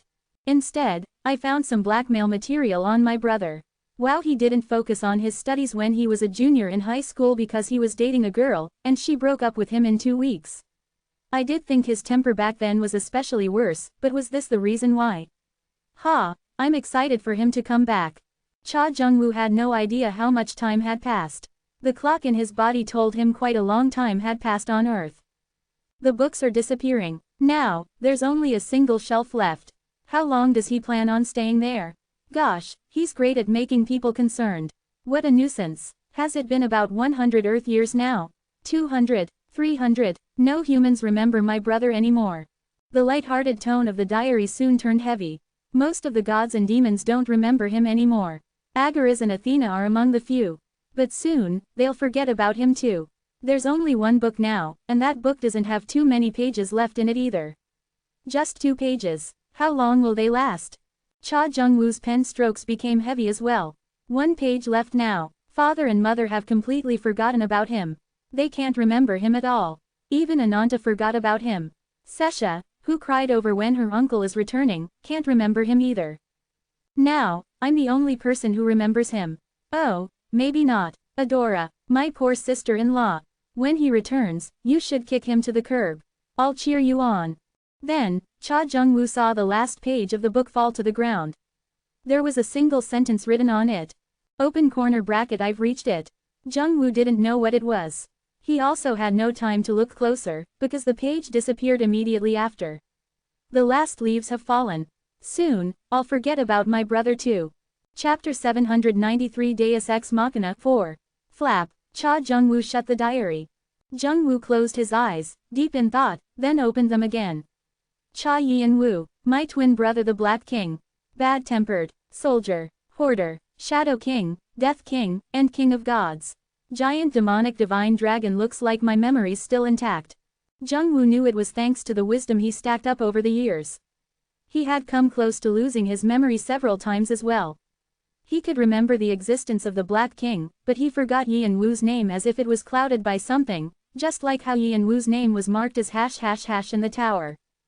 Jung-woo put himself through quite a lot of trouble trying to get rid of what was hiding Yi-woo's name. The events were still fresh in his mind, and just now, it had been dangerous too. The moment the last page fell, it was as if something had also fallen from a corner of his mind. If the falling piece wasn't so big, he never would have noticed it.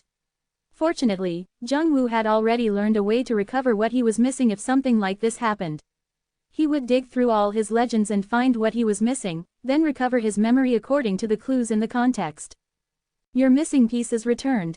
Your perception of the Black King has become stronger. However, Cha Jung-woo knew this was only a temporary fix. This risk would occur again since the shelves that symbolized Yi-woo were completely empty. No, the shelves themselves were disappearing too.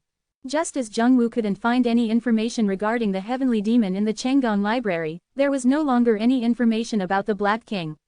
Now, he was the only person who remembered him. He had to hold on to these memories somehow.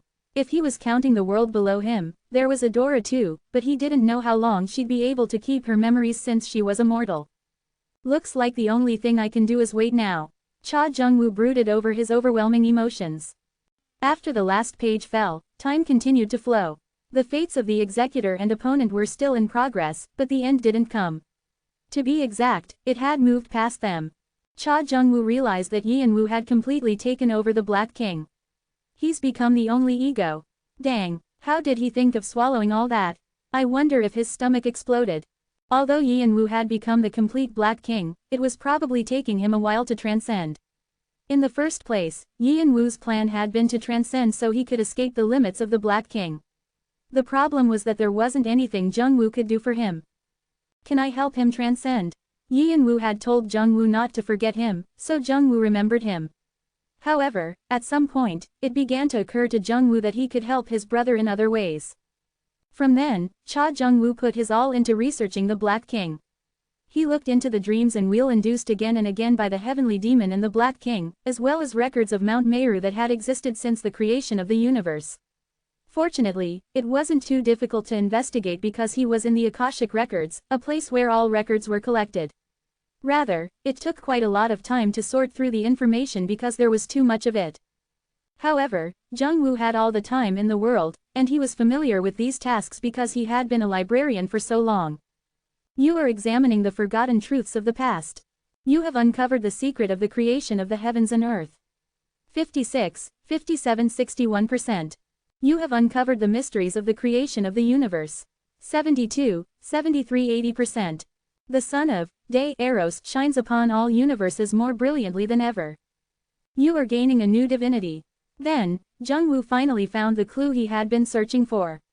Egg. Because he'd been thinking of the Black King as a being that was similar to the heavenly demon all this time, he was beyond shocked. The Black King was an egg. Jungwoo wondered why he hadn't thought of it sooner. Since the Black King was a conceptual being, he could be categorized as an object. The Black King, egos, father of the otherworld gods, and all those words made Jungwoo confuse the Black King for what he really was. This was why stereotypes were dangerous. But Jungwoo was able to come to a simple conclusion as a result. The Black King was a bird that hadn't hatched yet. The egg was so large and firm that no one perceived it, but perhaps it had been waiting to be cracked open before the universe was even created. The bird just wasn't able to break out of its shell because it was too thick. All the egos within it were able to become the bird. Why had the executors who led worlds to their end remained as demonisms? Could it be the universe wanted their resentment to be used as a limitless energy source? Jungwoo could be wrong, but he decided to accept it as such. If he could understand it like this, there could be something he could help Yian-woo with from out here.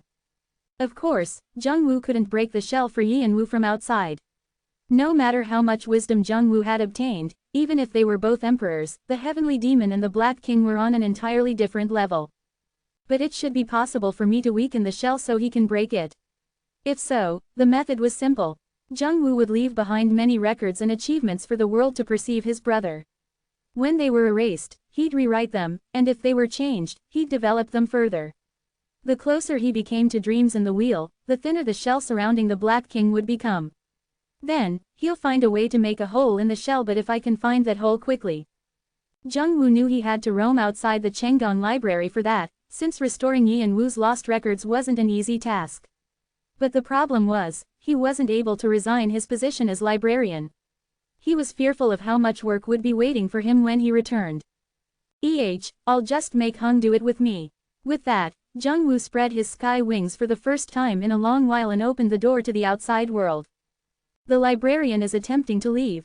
The son of day Eros rises again. His will to change the world is powerful. The separation of the heavens and earth is ignored. Laws of causality are ignored. Error. The laws of nature are critically damaged. Warning. An interference of the truth is attempted. The suppressor, the heavenly demon, ignores all errors. The laws of nature and the truth of the universe began to spin mechanically. A new divinity has been added. Divine title. Deus Ex Machina. You're still looking up at the sky. Quote. Fant scratched the back of his head as he looked at Adora, who was standing on the highest cliff of their village as she looked up at the night sky again. He didn't know how to feel about his sister's strange actions. At first, Fant thought it was just a phase. Just like all siblings in the world, he had no idea how his younger sister felt. However, from some point, Adora began to speak less and stare up at the sky for hours with her insight, so he became concerned. She could probably take care of herself, but as her brother, it was only natural he worried about her. Adora just smiled at Fant. But her smile looked so sad that Fante's heart felt heavier. "What's up there for you to be looking so intently?" Fant knew Adora wouldn't answer him, she never did. No matter how much he asked, she wouldn't respond. He thought it would be the same this time as well. But today, something must have been different, because Adora gave a reply, albeit short. "My husband." "What? You had a boyfriend? You've never dated in your entire..." Pow! Fante's cheek met Adora's fist mid-sentence. Adora brushed off her hands and replied, "In my imagination." Fant wanted to say many things because he felt wronged, but he couldn't bring himself to because Adora seemed disconcerted. He continued to grumble inwardly. "Fine, do whatever you want. You might have neck pain if you continue to look up like that, so take care." Knowing that staying on this subject would only lead to a headache for him, Fant patted Adora on the shoulder twice. It suddenly occurred to Fant that this action was familiar, and he tilted his head. Someone had done this to him in the past, but he didn't remember who. It's not Dad. The former king only teased him and made him suffer. He wasn't one to comfort him like this. It felt like someone more closer and special than him had done this. Then was it his mother? But their mother was always busy as well, so she wasn't exactly an affectionate parent. He wondered who it could be, then. It's probably not that important. Fant didn't contemplate on the subject for too long. He disliked thinking about anything too deeply, anyway. If it was really important, it'd occur to him again later. Like that, Fant headed down the cliff. Adora watched Fant leave and sighed. His brain must all be muscle too. That's why he always forgets. I'm sure it was a special memory to him too. Of course, it wasn't a matter that could be fixed with some nagging, so she didn't bother speaking about it. This was the reason why Adora spoke less and less recently. Adora had done everything she could to make Fant remember. She told him repeatedly there was someone who looked over them, and that the martial king had a third disciple. However, Fant forgot every time. He seemed to remember at first, but it didn't last too long. He probably didn't want to forget either. It was just that the world made him forget, as if it was only natural. Absolute death. Adora thought this might be the divination her mother, the psychic medium, had shown her to be Ian Wu's fate a long while ago. If all traces of him were erased and he was forgotten by those special to him, that was a true absolute death. However, Adora tried to remember him even if the world didn't. And she waited. Message. I'll pay a visit soon. Sorry. Adora still kept the message Ian Wu had sent her in one side of her vision. She had waited 10 years, so what was another few more? Just you wait. When you return, I'm going to make you regret it. Time continued to flow after that. The stars in the night sky rotated, spring came, summer came, fall left, and winter faded away. Then, spring returned. The seasons changed countless times, but Adora always returned to the cliff at night and looked up at the changing night sky. Adora's immature brother, Fant, had children, and those children had their own children. Adora's sparkling eyes were now filled with wisdom, and the back of her hand showed her the traces of time. The night sky that she watched every night was now accompanied by a rocking chair Fante's great-grandson had bought for her. Fante's great-grandson, who had the same name as him, looked at Adora and thought she still looked beautiful. "Grandma, Grandma." "Yes, my little puppy. What are you so curious about?" "I'm not a puppy." "All right, puppy, so what is it?" "Hey, I'm already 10. The young boy pouted with frustration, but he soon clutched his great-grandmother and asked a question. "What are you looking at, Grandma?" "There's nothing in the sky except stars." "I'm not looking at the stars." "Then, old memories." Quote. "Should I tell you about what I did when I was young?" "Yes, I want to know." The wrinkles around Adora's eyes crinkled, and as she continued to spin her tales, her young great-grandson's eyes sparkled. Chapter 794 Deus Ex Machina 5. In Adora's stories, dragons roamed the skies, giants ran to their heart's content, and magic flourished.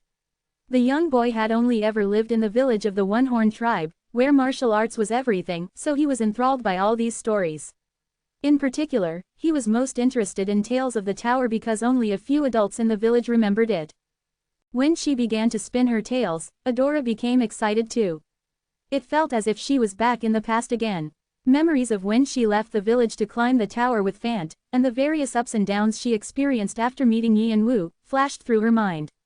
It had been exhausting at the time, but in retrospect, they were all happy and fun times. What happened to Arthea after the tower toppled down and Yi and Wu disappeared? Leonhard was able to create a new clan with his genius mind and was expanding his forces rapidly. Khan retired early and was living with his large extended family in the quiet countryside, and she heard Doyle went off the grid after living quietly in some temple. Members of Demon Beauty Castle all went off on their paths and they occasionally contacted each other. Heidi and the others returned to their home planet to restore their ruined nation. Sesha and Ananta, who she contacted the most, were still living well. Neither of them had transcended, but their family head had pulled the strings for them to live comfortably. The other societies who Arthea worked closely with seemed to have gone on their own paths too. The Chan sect had a long age of peace and recently fought a war with the Jia sect after a fight. Adora heard Erlang Shen and Prince Nezha had contributed the most.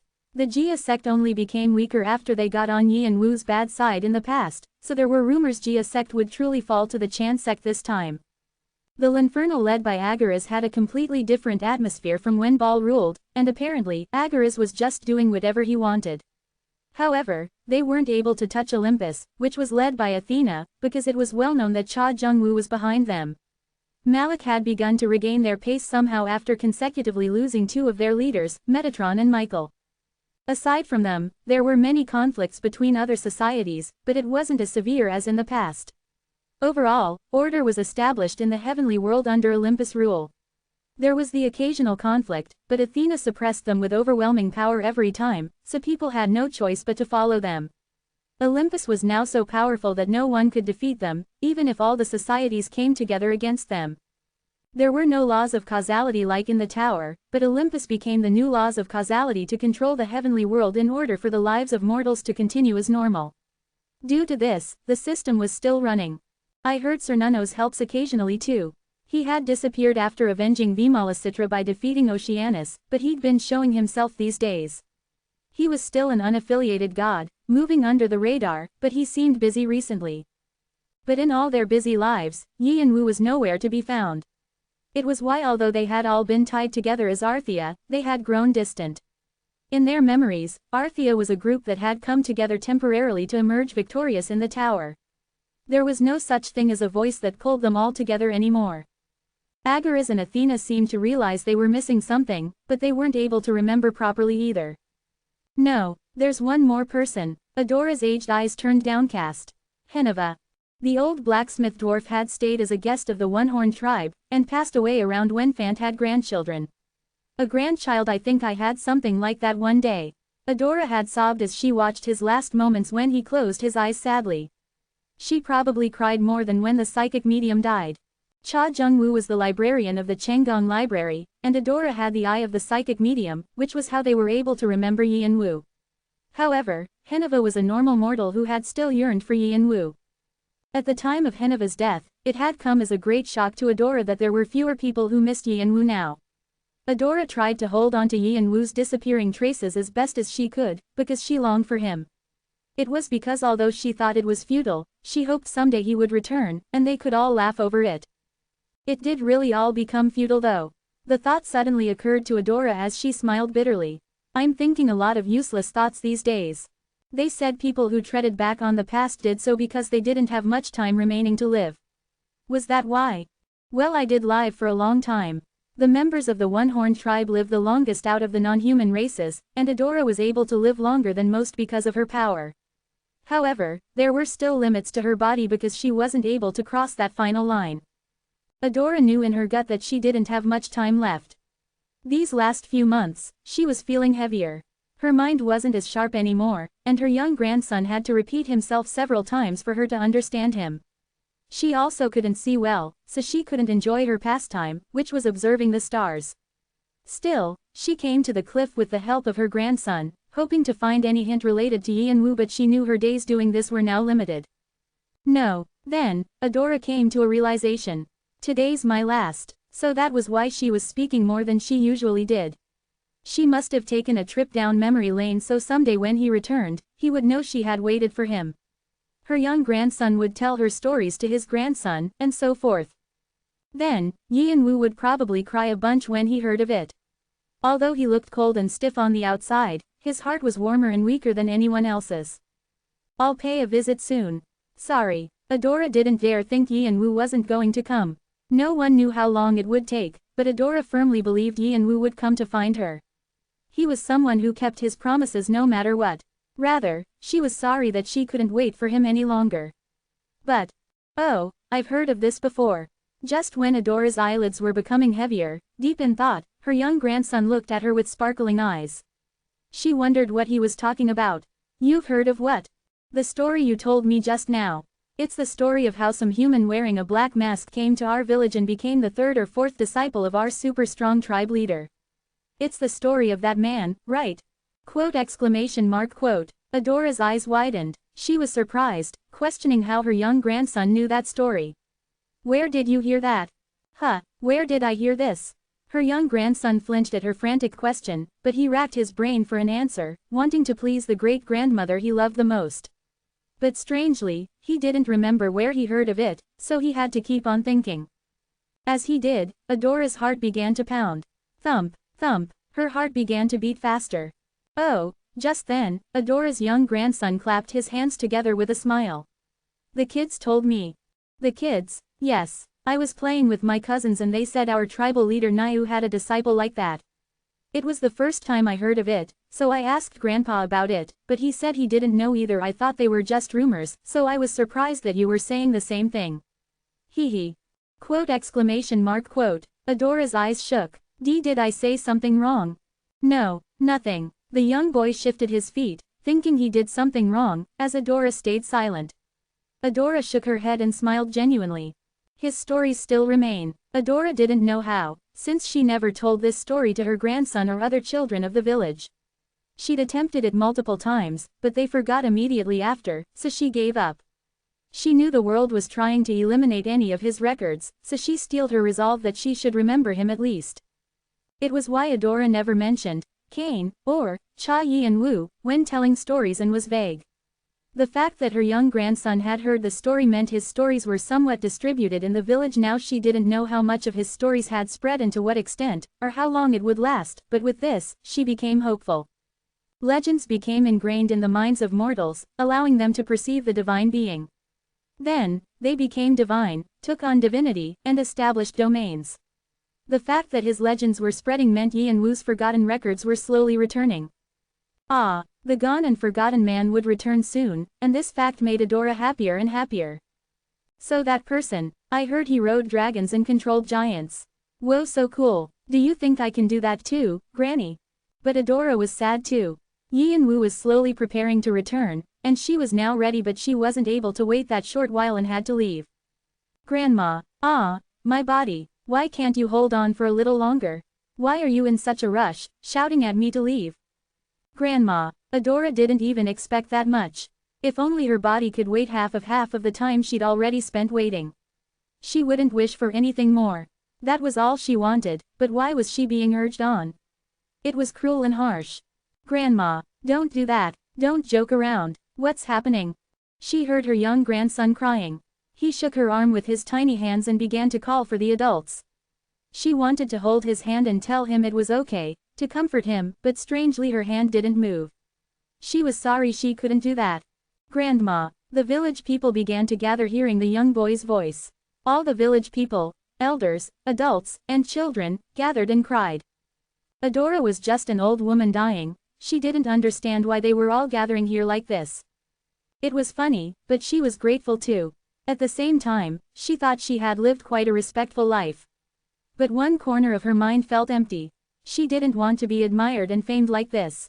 All she wanted was to take walks with the person she loved, eat meals with him, chat and laugh, have the occasional argument, make up, and sit together on a bench in their last years. It was a normal life, but living a normal life was more difficult for her. I'm leaving without being able to see you. I'm sorry. Unable to keep her eyes open any longer, Adora's head began to nod down.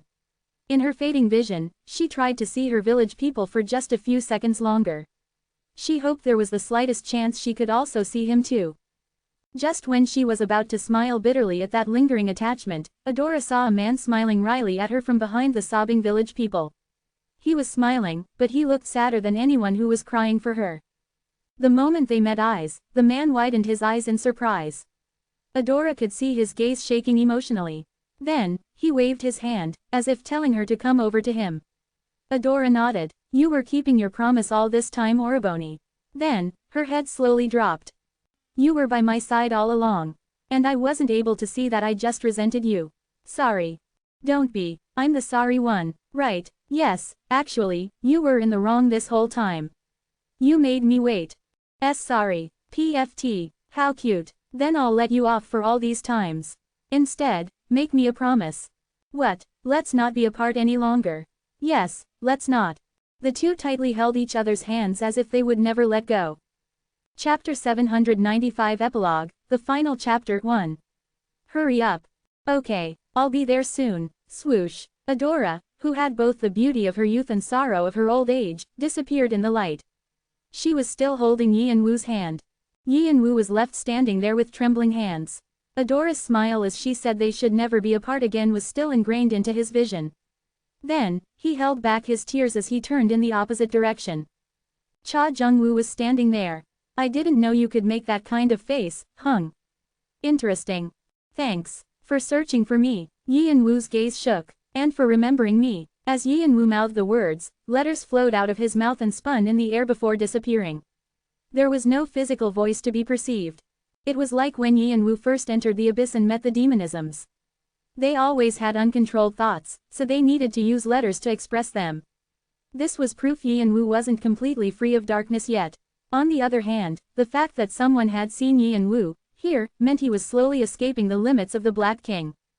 Wait just a little while longer. I'm almost done.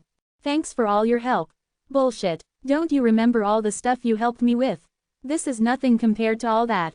Haha, you've grown up. You know how to say those kinds of things now. We might be twins, but I'm taller than you. Nonsense. Yi and Wu crossed his arms and snorted. Anyone who saw this scene would just see two brothers bickering, but this moment was beyond special for Jung-woo. He simply said, sister-in-law must be waiting. Hurry on. I'll see you later. Jung-woo paused at that, then smirked. Sure, see you later. When Yi and Wu also disappeared, Jung-woo raised his head to look up at the sky.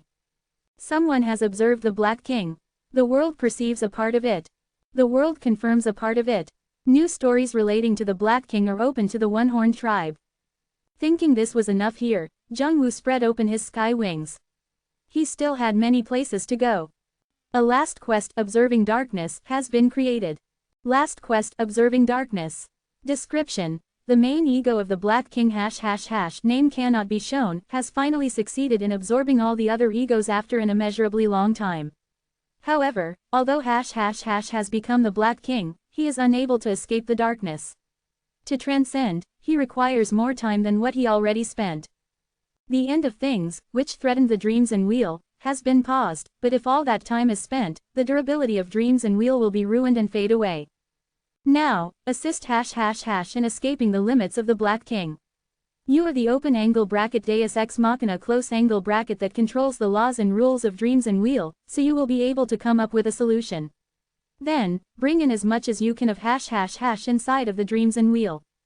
Qualifications. Observer of the Black King, Deus Ex Machina. Time limit. Conditions for success. 1. Observance of the Black King's existence. 2. Perception of the Black King's existence. 3. Defining the Black King's existence. 4. Regulation of the Black King's existence. Closing square bracket. If success, manifestation of the Black King. If failure, oblivion of the Black King. Traces of an existence in a world filled with uncertainty were useless, since they existed both everywhere and nowhere. The being could be in any form, so it was impossible to tell their existence unless one observed them. However, the moment someone observed them, the beings could unveil themselves. That was the kind of being the Black King was. The Black King existed everywhere and nowhere in the dreams and wheel. He was hidden throughout the world of uncertainty, but he was also the frame that surrounded it. Because of that, People easily came into contact with the Black King but were unable to perceive his existence. The Black King was too vast and unexplainable with the known laws of nature. This was why everyone forgot about Yi and Wu.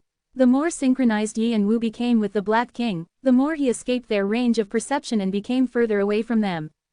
The heavenly demon called himself Light. To mortals, light is knowledge. On the other hand, the Black King is vagueness and unsureness. The only way to observe him is to force people to observe and perceive him. However, Jung-woo couldn't possibly teach mortals to observe the Black King when even the gods weren't able to. So he decided to use a shortcut. He wanted to use legends as a tool to observe and perceive Yi and Wu. From then, Jung-woo had busily traveled throughout the many universes of the Dream and Wheel. He recreated records of Yi and Wu and spread his legends. Legends relating to the Black King are dispersed. Some legends are deleted. Some legends are passed down. Simple rumors, tales, old stories, novels, history books. Yi and Wu's legends were spread in various forms.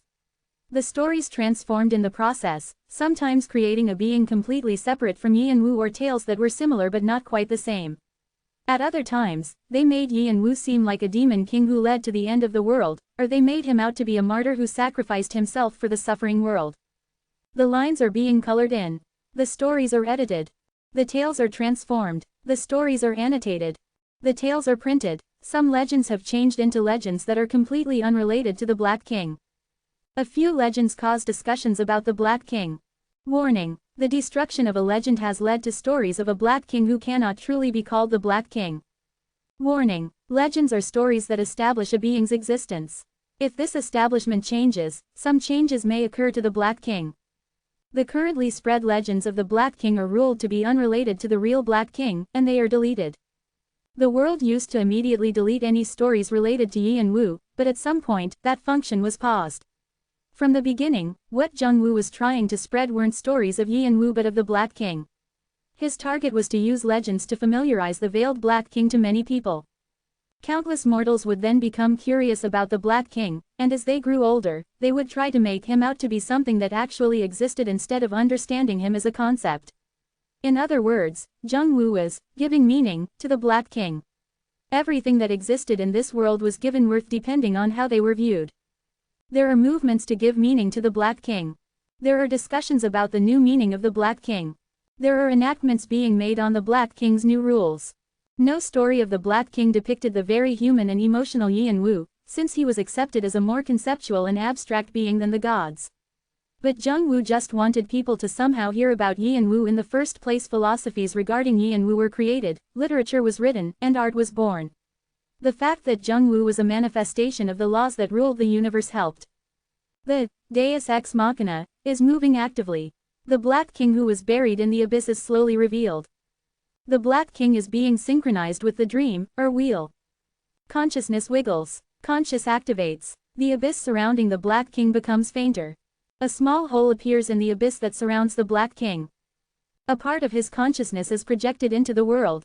From then, Jung-woo was able to perceive Yi and Wu little by little. His consciousness was finally uncovered after being trapped in the egg of the abyss. Of course, it was one-sided, and Jung-woo wasn't able to get his consciousness to reach Yi and Wu. Still, when Adora perceived Yi and Wu at her end, Jung-woo became certain that Yi and Wu would return soon. The dream changes to reality. Cogs are being removed from the wheel. Father, what do you mean you're going on a trip, Grandpa? At least tell us why. There are too many enemies targeting our family. You might be in danger. There was a family called the Iron Lion family, or Blood Sword family. It was the family of Blood Sword Khan, who was now called Sword God. This force had been created by his determination not to fall behind their powerful rival back in Arthia, Fant. And before the famous rancor of the tower, Iron Lion, his father, passed away, they had made amends. Iron Lion's subordinate forces came under Khan, and they began to expand at a fearsome rate. It was only natural that they became a great force no one could look down on. But one day, commotion shook through the Iron Lion members, who were known to laze around like lions. It was because their first family head, Khan, who had retired to the Sword God Temple, suddenly said he'd be leaving. Of course, the family was in an uproar. He wouldn't even tell anyone his destination.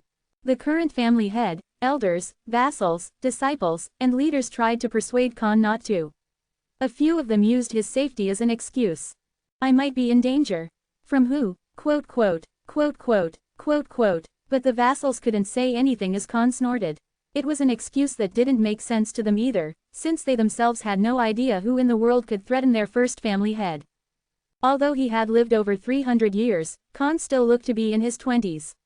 It was as if time had stopped for him. If it wasn't for his violent lion-like eyes, no one would think he was 300 years of age. Moreover, it had been quite a while since he exuviated and transcended. He didn't just have the title of sword god, but he became a true god. He easily struck down monsters who caused chaos. The reason why they didn't want Khan to leave was that they believed the Iron Lion was nothing without their first family head. But the current family head and his vassals had been sensing that Khan had already moved on from them. Furthermore, there were many occasions when he did nothing and just stared forward, as if he was trying to remember something or find something he lost. And now, he had announced he'd be leaving. Khan's great-grandson and the current family head realized Khan wouldn't change his decision and sighed. All right, please just tell me where you're going. I'm going to see my friend. Your friend? The current family head tilted his head, wondering if the first family head had someone he could call a friend. There was no one to stand shoulder to shoulder with Khan because he always stood above everyone else. The first person to come to mind was the One-Horn tribe's Fant, but it was said he'd concealed his whereabouts a long time ago, so it probably wasn't him. The second person to come to mind was Doyle, but Khan didn't refer to Doyle as a friend, so the current family head couldn't help but become more curious. Khan just nodded. Yes, friend. A special friend I've been forgetting all this time like an idiot.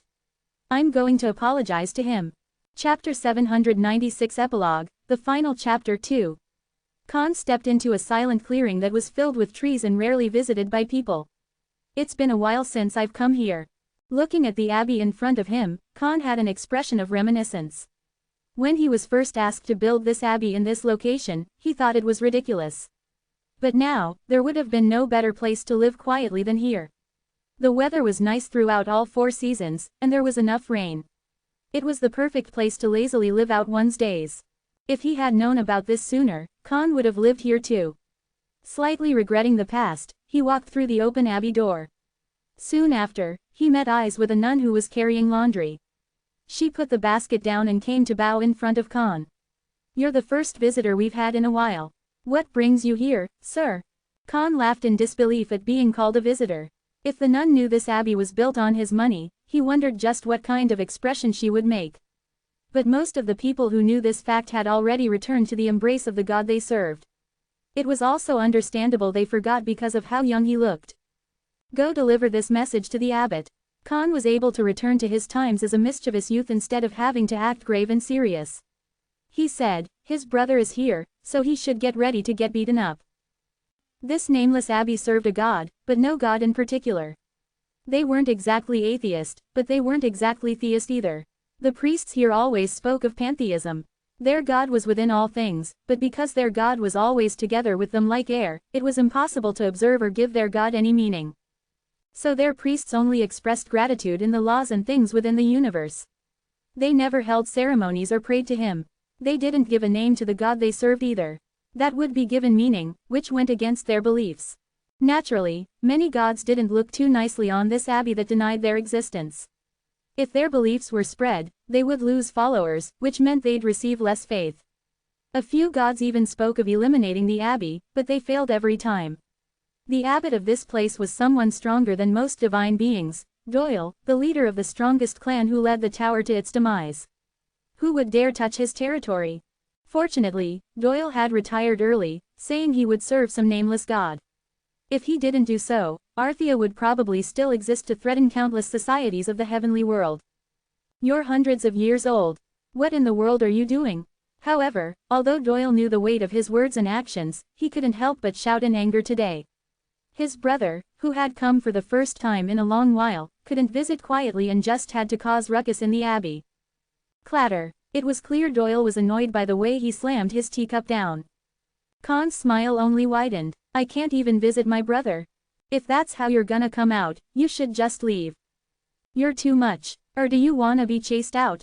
Khan's grin turned more mischievous. I'm going to be chased out of the abbey that I built. It wasn't yours the moment you donated it. Anyway, why'd you come? To see my little brother, of course. Doyle began to stand up as if Khan's words weren't worth listening to anymore.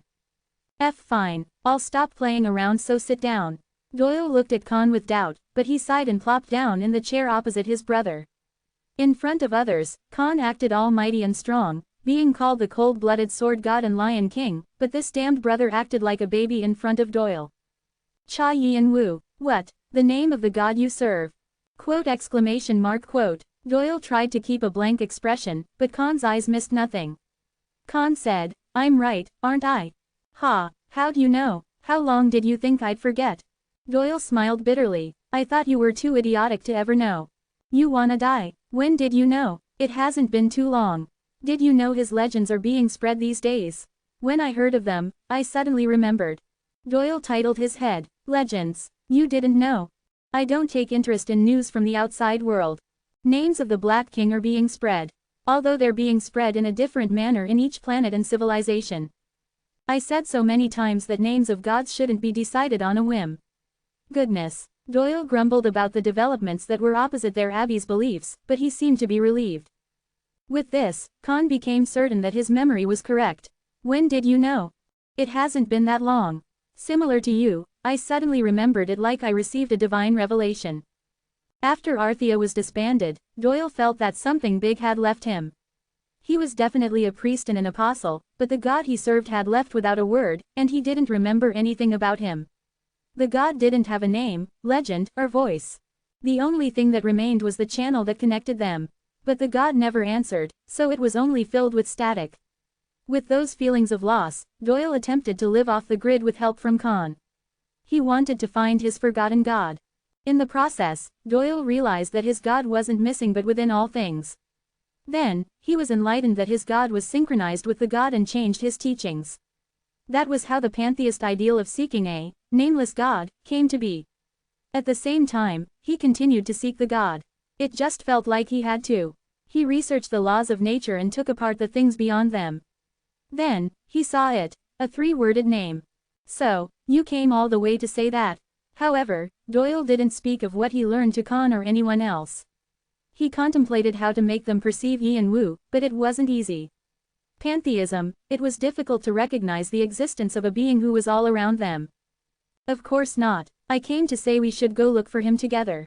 That's possible. As if having discovered a way that even Doyle, an apostle, didn't know, Khan confidently responded. No, I don't know. Even you don't know it, so how am I supposed to know? But there's something worth trying. What is it? I'm going to start from the place he cares about the most. Doyle's eyes widened upon realizing the meaning of Khan's words. Khan nodded solemnly, then continued, right. I'm going to Earth. I'm going to work myself to death. Leonhardt set down his glasses and rubbed his eyelids. He looked around him and saw papers stacked high on the tables. Thinking about how long it would take to check all these, he smiled wryly. Leonhardt could feel that he was becoming weaker by the day. In the past, he had considered exuviating or transcending. He lacked some divinity, but he could find a way to attain more if he had to. But he didn't feel the desire to live for so long. He just wanted to live the time he was given. Aging was an honorable thing, and death was dignified. His life was more beautiful because there was an end to it. These were his ideals, and he didn't want to ignore them. He still didn't understand why he had lived so tiredly during his youth. Still, he had one last thing he wanted to do, which was finding his friend and savior he had so stupidly forgotten about. But no matter how much he reviewed all the information, he couldn't come up with an answer. How was he supposed to perceive a being who was no longer human? How could he forcefully summon him here? There was nothing he could do. But I can't just sit here and twiddle my thumbs. Leonhardt realized he had to take action himself to find the solution. He had used his smart head to turn the world, but there had been times when he was stuck. And the way to solving it was very simple. He had to attempt it until it worked. Ding! When Leonhardt shook the bell on the table in front of him, a servant who was waiting outside quietly entered. The servant bowed politely in front of the first emperor of the Cosmic Empire, Lionheart, after united 4 galaxies and 142 civilizations. Prepare to open the door. To where, Your Majesty? Earth. While speaking of his friend's motherland, Leonhardt could feel in his gut this would be the last trip of his life. Ah, geez, where are you going after making such a mess of things, sir? Earth. My question is, why are you going there? The Chancellor of L'Infernal, Dantalion, wanted to cry. He was the second in power of one of the most powerful societies and a demon king who owned 36 personal armies. Others might ask what he had to complain about, but Dantalion could say with assurance that there was no demon king more unfortunate than him. Dantalion was only second in power in name, and there were actually 70 demon kings above him. None of them listened to him, and they ignored him at every chance they got. He was chancellor only because all of them pushed it off to him, saying they were too lazy to do it. Dantalion hadn't been able to leave to his territory and had lived buried under documents for 300 years. At this rate, he would be discovered as a corpse after suffocating from these papers. However, the true bane of his existence was his damned leader. Let go. If you don't let me go, I'll eat you up.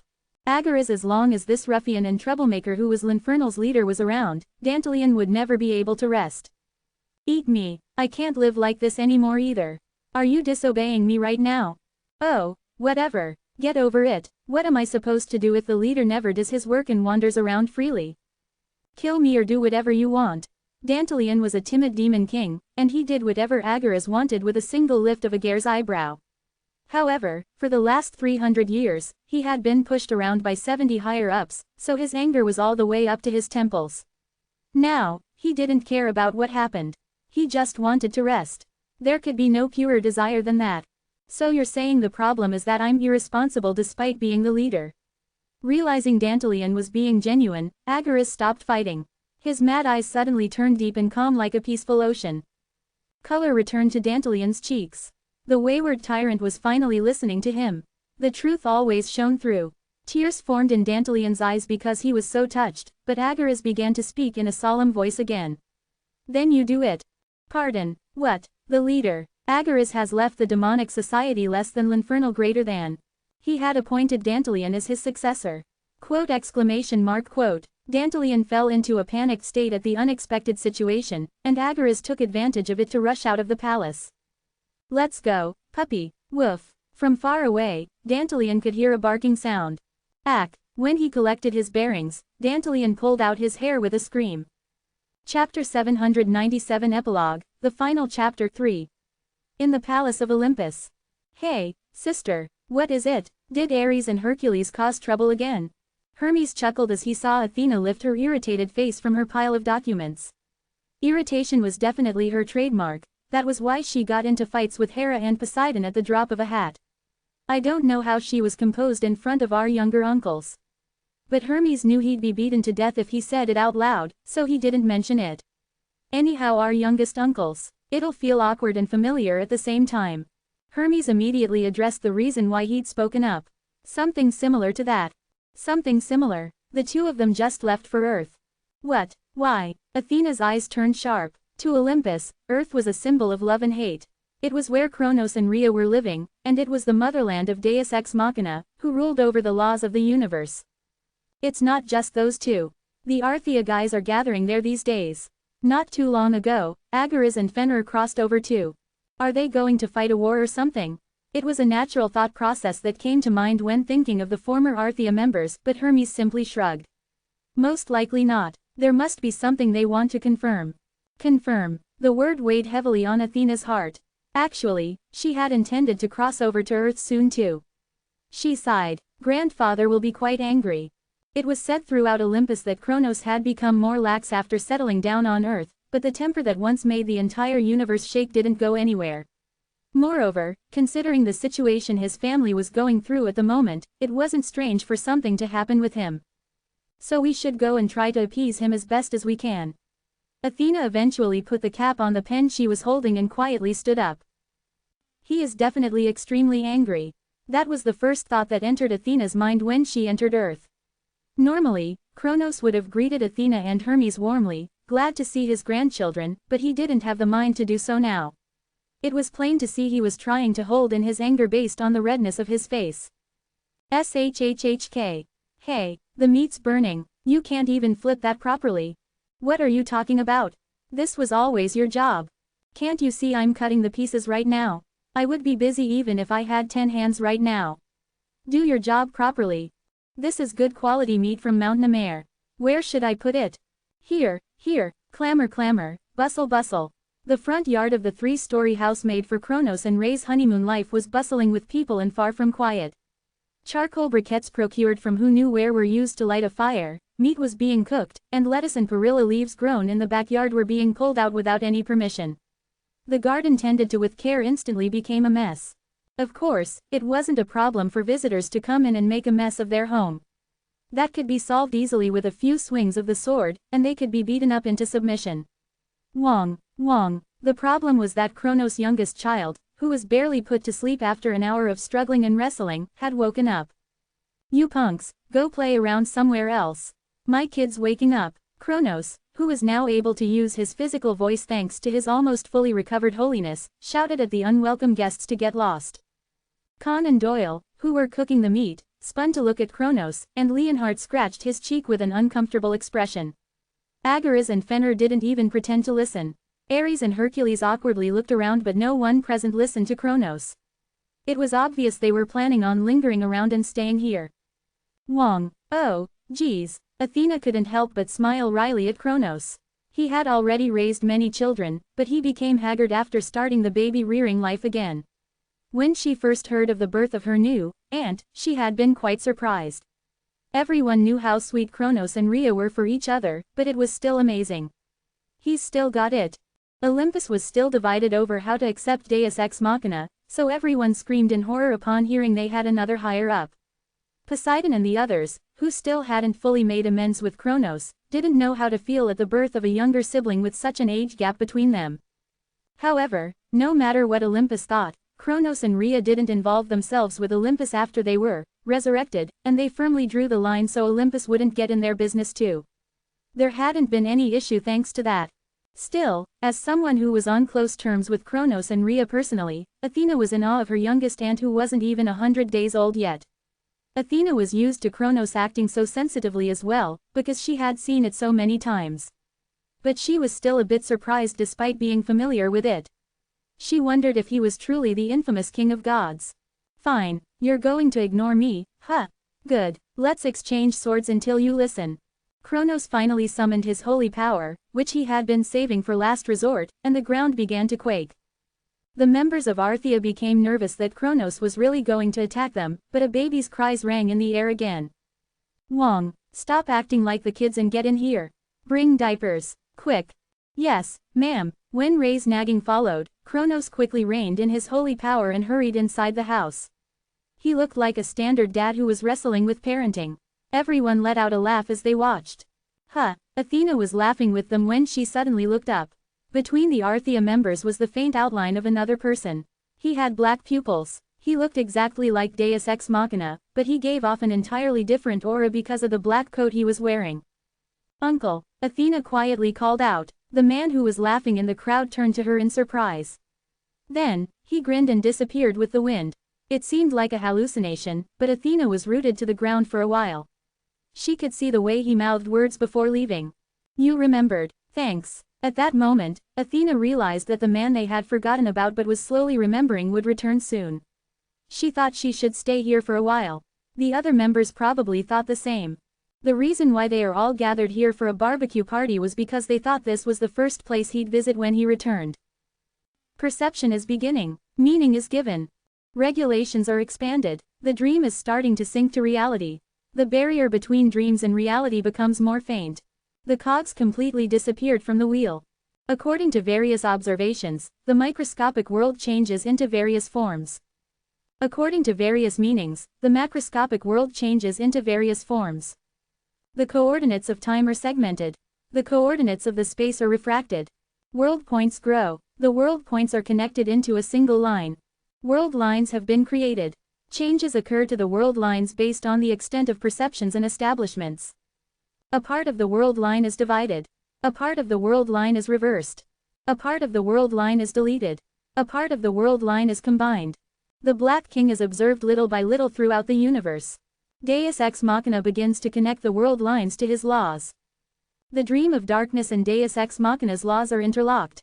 Click. You have entered the abyss. Cha Jungwoo opened his eyes. Has Hung been in this kind of place this whole time? Below his feet lay a giant blue river shining through the darkness, and Jungwoo realized it was the River of Souls. The world tree that managed the system of reincarnation was rooted here. Souls that wanted to reincarnate were absorbed into fruits, and when the fruits were matured, they fell into the river and joined the other souls. This place was the original form of collective unconscious that all living forms possessed. Moreover, this was the root of the present universe with the concepts of dreams and will now gone. Cha Jungwoo unfurled his sky wings and moved along the river. The graceful course of the river was complex like a spider web, dividing into multiple waterways and combining with other streams. There were the occasional lakes between the streams that were created from water flowing in opposite directions. Jungwoo called these the world points. They were universes that had taken on new possibilities and began to flow on their own. You punks, go play around somewhere else. My kid's waking up. He has a foul mouth even as time goes by. Jungwoo chuckled looking at the incident in the world point. He couldn't believe he had a little sibling at his age. What he'd been concerned about as he watched his father and mother's love life became reality. He was also curious what kind of face Sesha would make. At the same time, the fact that more and more people were starting to remember Yi and Woo made his heart thump. Jungwoo hoped more people would perceive the Black King as he crossed universes and entered worlds. He wanted more people to interpret, define, and give meaning to the legends, and that the Black King would change as the legends were spread. And as Jungwoo hoped, people understood the Black King in their own way, and the world began to fragment. The Black King took on different forms depending on how people interpreted him, and the world began to have various forms accordingly. That was how world points were created. In some world points, the Black King was an old hero. In others, he was a philosophical concept, or he was a phenomenon that wasn't even discussed. The world points with similar traits became tied together as parallel universes, and they connected as one, becoming a world line. The newly born world lines were further divided, deleted, and combined, spreading into infinity. Cha Jungwoo visited the myriad of world points and the world lines they made. The Black King was among all of them, and depending on how the Black King appeared, the duration of his stay was determined. There was just one thing Jungwoo was searching for, a world where the Black King appeared as Cha Yin Woo.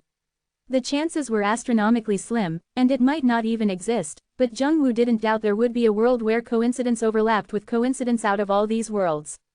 And he really was becoming closer to his destination. Jungwoo thrust his wings with more vigor along the many rivers. Chapter 798 Epilogue, the final chapter 4. How long have I been here? Cha Yin-woo thought it was probably pointless to ask himself that question. The flow of time here in the outside world was too different. No, in the first place, there was no such thing as time in here. Was the heavenly demon experiencing this all this time? This isn't something that anyone should have to do. Yin-woo couldn't help but appraise the heavenly demon in a better light, wondering how the heavenly demon even endured such boredom. Yin-woo also understood why the Black King's egos had always been divided instead of uniting as one. It wasn't possible for anyone to remain here with their mind intact. He also realized why the Black King was always attempting to wake up. He'd probably been dreaming the same dream Yin-woo was. If it was a sleep that never ended, no matter how long it lasted, even the greatest beings would become crazed. So you've come all the way. Kikikik. Really, I didn't think a little punk like you would grow to this level. Amazing. When Yin-woo had been battling the demonisms, one of them had said this to him. To Yin-woo, all the demonisms looked the same, but he was able to realize who the one who spoke to him was. It was the guy who Kronos had discovered in the swamp of darkness and who inflicted pain on Kronos and Yin-woo until now. Kronos had slashed him apart when he woke up, so Yin-woo had thought he disappeared because he was nowhere to be found in the abyss. It appeared the demonism had actually been hidden where all these demonisms were collected, fearing that Yin-woo would retaliate now that he was stronger. At the time, Yin-woo had wanted nothing more to reciprocate what the demonism had done to him. However, the problem was that after Yin-woo eliminated Sage Yavilk, he started to combine all the demonisms, and the demonisms began to disappear one by one. They were destined to meet in the end. Yin-woo easily contained the struggling demonisms. There was a gap in power between them that was too great to be overcome. I was like you too. I foolishly believed I could obtain everything I wanted. I don't remember it anymore, but I had parents, a wife, and children. I wanted to return, but I couldn't. Why? Because this damned cursed wheel showed no sign of stopping. The demonism must have thought it was meaningless to fight back, so he continued to scream as he was dying. He didn't have eyes, but it seemed like his eyes would be bloodshot. So I became like another me. And it's not just me. The other me's are all the same. But you're not trying to get rid of all the other me's so you can be alone. The word felt strange in this abyss. The demonisms who had lived through the ages in this abyss didn't differentiate between me and you. It even included the executors of the future who would someday be bound to darkness. Sage Yavilk knew that Yi and Wu would someday combine with the demonisms and had called Yi and Wu, me, in the battle with Rhea. However, this creature hadn't said, me, but, you. He must have wanted to differentiate himself between him and Yi and Wu, as Yi and Wu was trying to kill him. Moreover, he probably thought that Yi and Wu was too different from him, because he was struggling and doing anything to become free. But the beings in the darkness were all bound to it without any freedom. Now, in these curses, restraints, and wheels he would be alone. You'll be alone in this disgustingly vast place where time doesn't flow, you can lie down, and there's no one to talk to. You can't even die here. You're death itself. You might even die. You'll end as a small dream and eventually come back as you were anyway. The heavenly demon was able to ingrain his existence into the world because he was an outstretching light, and he could plant his exuvie down there so he wouldn't be lonely, but your darkness that can't even do that. You'll sink and sink. Your family might see the light of day, but they won't see darkness. No one perceives darkness, so you're going to have to watch your family from outside of their world. Why do you think all those otherworld gods wandered around the universes? Why do you think their existences were continually erased outside of the grace of creation? It was because they were all outside. And you'll also be outside. No, you might even be placed further outside where no one can see or remember you. It'll be lonely and lonelier. The demonism continued to curse until his last breath, endlessly spewing out letters. You'll be lonely. Until the end. Then, he disappeared. But Yi and Wu just scoffed, actually finding hope in it. The creature probably didn't know how much the difference between you and me meant to him. Yes, I'm not the me you guys say. I'm going to be completely different. It meant Yi and Wu was going to become entirely different from these creatures.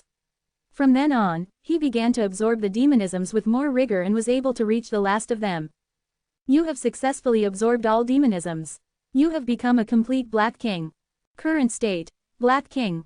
Yi and Wu felt all the darkness and abyss around him becoming bound to him. He was also now free from the limits of time and space, Numa and Quirinale. Although he was using an avatar of Cha Yi and Wu to maintain his ego, he didn't need a body like that anymore. However, he realized that his consciousness was trapped in this place, as if he was being blocked by a firm shell. In the past, Yi and Wu was able to find an opening and express his consciousness, but he wasn't able to do that anymore. He wasn't allowed to use such shortcuts because he had become a complete Black King. Of course, it wasn't impossible to fully break Yi and Wu's consciousness. If he pushed himself, he could escape from the abyss and expand his consciousness outside. The demonisms had most likely attempted to do this out of boredom too. But what about after that? All completely awakened from the dream. Waking from his sleep meant Yi and Wu'd be abandoning the dream, and the worlds and universe would come crumbling down if he did. The heavenly demon is observing you from the outside. And after that, he'd get into another fight with the heavenly demon. Yi and Wu didn't intend on falling asleep so mindlessly like the past Black King did. The past king was inefficient, but Yi and Wu knew how to utilize the power he had. But what did all that matter when none of the people he wanted to see were here? You have made a great accomplishment that no one from the beginning of time to the present has achieved. You can now choose from choices. You will be choosing your stance as the Black King. You can continue to dream as the original Black King did, or you can try to escape from the dream. However, the heavenly demon will attempt to put you back to sleep if you choose the latter. If you choose the former, your existence will escape the perception of the world and you will be outside of it. You can also choose a separate third option that you create for yourself. What will you choose? Yi and Wu thought all these messages were being sent by the heavenly demon, who was probably asking Yi and Wu to choose what position he'd take. And unfortunately, the heavenly demon already knew what decision Yi and Wu could make. It had been what Yi and Wu wanted in the first place too. You have chosen the third path. You have decided to once again create your own path. It will be a dangerous path filled with obstacles. May luck be on your side. Yi and Wu thought to himself the heavenly demon was acting out of character with how cringy he was being. After taking in a deep breath, he attempted to take the next step, transcendence. Hades' spirit-eating sword is starting to absorb all the darkness and abyss. Existence is being swallowed. 1, 2%, 5%. Digestion is starting. Harmony is commencing. Variables are created. Transcendence is starting. Clack, clack. This time, Yi and Wu attempted to swallow the existence of the Black King instead of the demonisms. Exuviating was to break out of one's shedding, and transcending was going beyond that once again. Yi and Wu intended on taking apart the components that made up the Black King and reassembling them to his own tastes. It was the moment that darkness that had been fixed to the bottom of the world for eons was starting to change for the first time. Darkness moves. Darkness moves. However, there was a grave issue with this. What made up the Black King was too vast, so the rate of change was critically slow.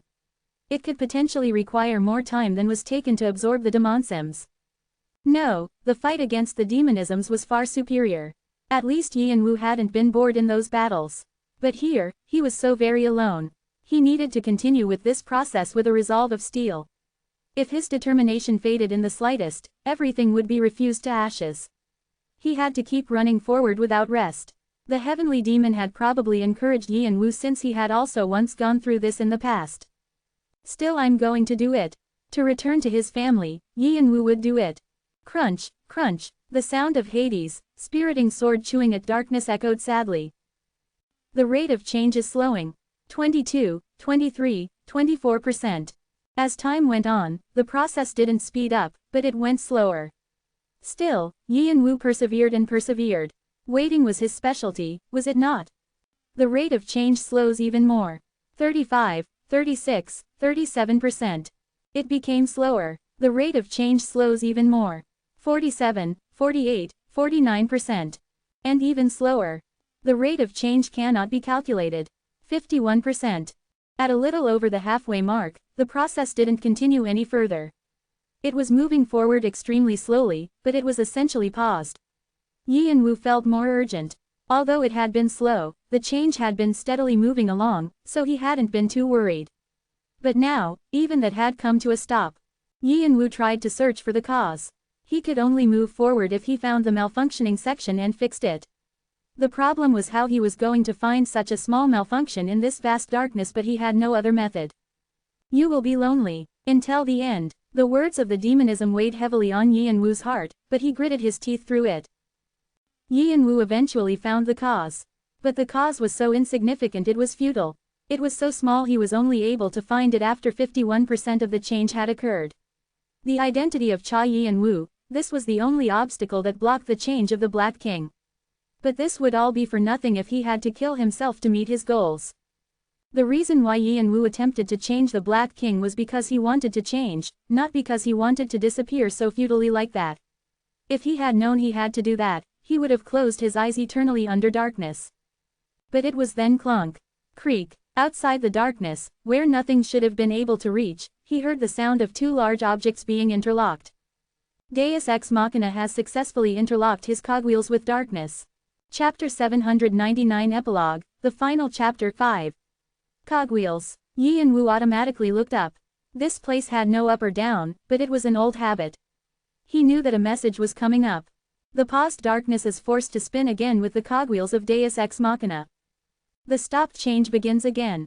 Yi and Wu was shocked. His identity was an obstacle, but he could see that the change was starting again just because cogwheels were spinning. He wondered if that was possible, but it worked. It was slow because of their difference in size, but what was important was that darkness had begun to spin again. He wondered what Deus Ex Machina was. Jung Woo. Yi and Wu projected his consciousness outwards and realized it was his younger brother. He pressed his lips together. It appeared Jung Woo had come all the way without forgetting what he said about remembering him. He was very grateful. The rate of change begins to speed up again. 51.1%. Everything progressed smoothly after working with Deus Ex Machina. The shell surrounding darkness becomes weaker. Consciousness is focused. Consciousness is focused. A path that connects to Deus Ex Machina has been created. You are able to release your consciousness outside little by little. Yi and Wu's consciousness was still trapped inside the Black King because of his deep sleep, so he needed a new path to release his consciousness outwards. Fortunately, the Deus Ex Machina was able to do it for him. With it, Yi and Wu was able to see how much the world had changed while he was inside of darkness. The dream was continually dividing. It was a phenomenon that Yi and Wu had only thought about and didn't dare try to carry out, fragmentation of the world. The concepts of dream and wheel that the heavenly demon and Black King spoke about were now completely over. Instead, dreams and wheels were increasing. They might seem similar, but they were still slightly different worlds. Depending on how the Black King was interpreted, each world took on a different appearance. In worlds where the Black King was accepted as a hero, a focus was placed on strength, and it was a world of survival of the fittest. Worlds that accepted the Black King as a concept were most developed in magic, and dragons were thriving. They were worlds that all had the same starting point but changed after each made its own decision. Some worlds were similar enough to be called parallel universes, and others were so different from each other that it was hard to believe they started from the same point. There were so many universes that Yi and Wu couldn't help but laugh in disbelief. In the past, the wheel was the only one that needed to be taken care of. The heavenly demon must get quite the headache dealing with all of them. Yi and Wu knew that had been Jung Wu's very intent. If all those universes and worlds were created, there had to be a world where the Black King was interpreted as a normal human and living as Yi and Wu, right? Even if there was only a 0.000001% chance, there had to be one in this infinite many worlds. It seemed impossible to search through all of them, but since Jung Wu was good at dealing with space, he'd find a way to figure it out. It was a very Jung Wu thing to do. Yi and Wu's brother always did crazy things like this. At the same time, Yi and Wu felt very grateful toward him, and he was able to steal his resolve. Even if his existence was an obstacle in front of darkness, Yi and Wu would continue to wait until he found a solution. The rate of change is active again. 52%. Yi and Wu suddenly became curious about what was happening in all the worlds around him and how they all looked. He wanted to know how his companions were living in all the worlds with their different memories and identities. Even if he wasn't able to interfere in the world, and the legends of the Black King were exposed to the world, Yi and Wu was able to project his consciousness and look around, since the legends were the base and medium that allowed him to be himself. For a while, Yi and Wu became enraptured by what he saw. Fant, so you're finally starting. In some world, right about when Fant adjusted to his new position in the One-Horn tribe, he gave his chieftain spot to his children and left.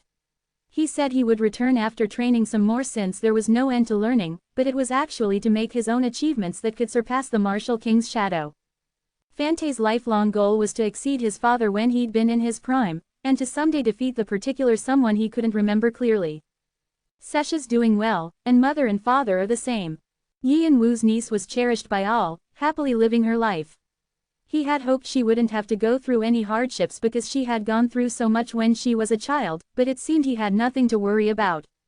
Kronos and Rhea were living a sweet honeymoon period. Despite the concern of their many children and grandchildren, they'd had another child. Pahahaha, a little sister at this age. And she's even younger than Sesha. Isn't that too much? Yi and Wu watched Sesha joyfully spending time with her friends and carefully holding her young aunt. He knew nobody could hear him, but he laughed and spoke with them. His very young little sister was too adorable. Those small hands and feet and babbling lips. Even with all his experience becoming an emperor, he had no idea how such a tiny child would grow up to be an adult someday.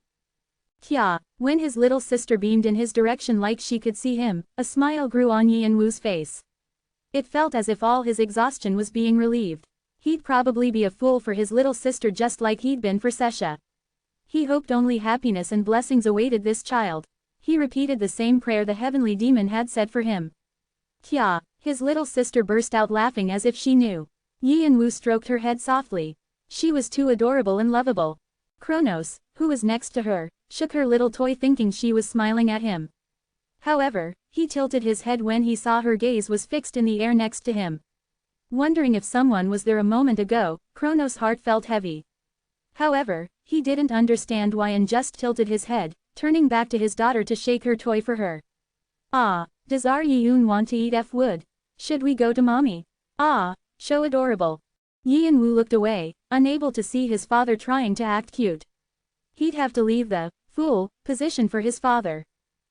The rate of change is progressing. 53%. Yi and Wu was able to go anywhere he wanted. Technically, he existed everywhere. Darkness flowed on the bottom of the world, and all souls that reincarnated were from darkness. Taking into consideration that this world was the Black King's dream, he was within everything, so he was everything. As Yi and Wu observed the lives of his friends and family, he always kept a part of his consciousness next to a particular person, Adora. She was his dear lover, and someone he was thankful and apologetic toward for always waiting for him. Others forgot him, even Kronos and Rhea, but Adora always remembered him. Yian-Woo knew she always watched the stars at night, and that it was to see when he'd return. He shouted at her from her side and told her it was fine for her to stop waiting for him and go to someone else, but Adora waited and waited, not knowing he was by her side all along. Time continued to flow, and Adora's face began to show her age.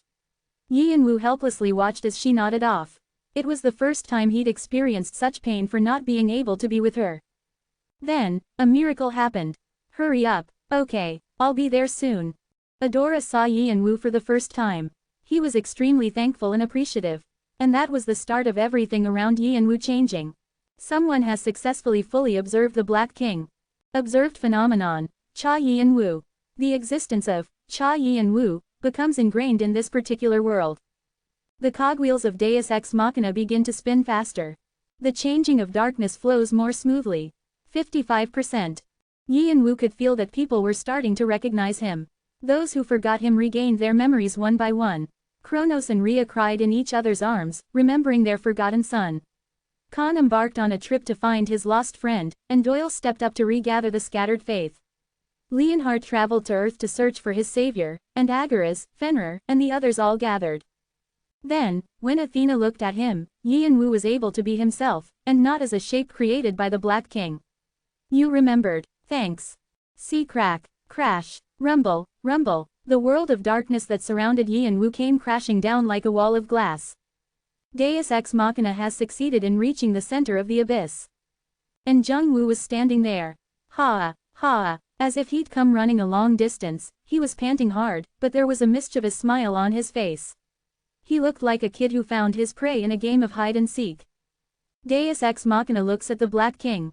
Spark, spark, crackle. Suddenly, the message turned crackly with static, and its contents changed. Cha Jung-Woo looks at Cha Yian-Woo. Jung-Woo stretched out a hand toward Yian-Woo, just like when his brother saved him from being trapped in a pocket watch a long time ago. Don't ever leave without a word again. I'll really kill you then. Okay, I'm back, Hung. This time, it was Jung-Woo's turn to save his brother. I came to pick you up, Hung. Chapter 800 Epilogue, the final chapter, 6. Yian-Woo looked at Jung-Woo's outstretched hand with a trembling gaze. The changing of darkness is in progress. 56%. Transcendence is taking place. The transcendence was still incomplete, which meant Yian-Woo hadn't completely escaped the limits of the Black King. He needed to complete his transcendence if he wanted to change the world how he wanted. Jung-Woo looked at Yian-Woo with a grin of disbelief. What's with you? You never cared about this kind of stuff. Yian-Woo smiled bitterly. You're right, even if he couldn't reach the ending he wanted, he could spend time in a world that had a similar ending. If it was a world where he was born, raised, and lived with his family. Geez, what are you doing? You're not coming. Do you know how much I suffered getting here? I picked up a disciple and fought with some weird monsters. I'm just going to leave you here if you keep. I'm going. Gosh, you're so hot-tempered. I don't want to hear that from you. The two brothers bickered as they grasped each other's hands. Yian-Woo stood up with assistance from Jung-Woo. The Black King would remain here, but the form of the Black King that was named, Cha Yian-Woo, would be returning to where he was supposed to be. Cha Jung-Woo guides Cha Yian-Woo. Cha Yian-Woo follows Cha Jung-Woo. Deus Ex Machina and the Black King are still interlocked. The world continues to fragment. The universe continues to expand. The heavenly demon looks down at the world with a warm smile. Ah, those damned punks. Kronos glared in the direction of the noisy front yard, which was still rowdy this late at night, then plopped down on a sofa popping open a can of beer. Drinking a can of beer after wrestling with his daughter the entire day was his only source of relief these days. You're starting again. I said it's not good to drink on an empty stomach. Have this, at least. Just then, Sesha placed a plate in front of Kronos. The scent of buttered calamari wafted over toward him. I was feeling a little hungry.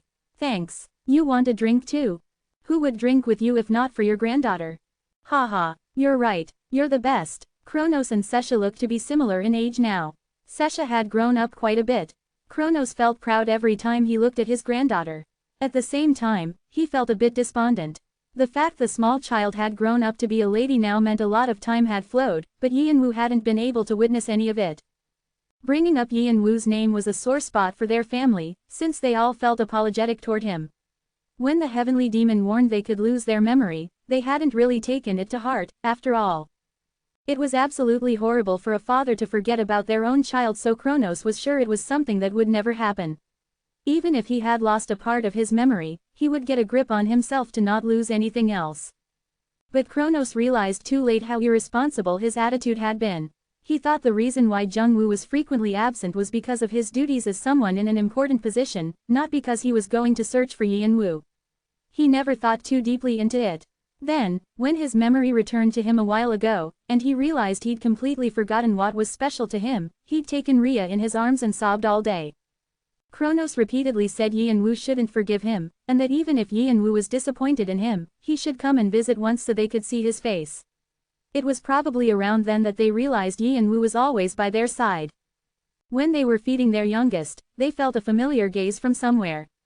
Kronos sharpened his senses, thinking it might be an enemy watching them, but he came to the conclusion that there was no one around them every time. He just glossed over it, chalking it up to his exhaustion.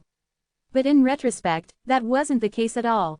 The gaze always observed Kronos and Rhea with complicated feelings, but it became adoring and loving when it turned to their youngest. Like she felt the gaze, their daughter smiled when Kronos sensed someone was watching them.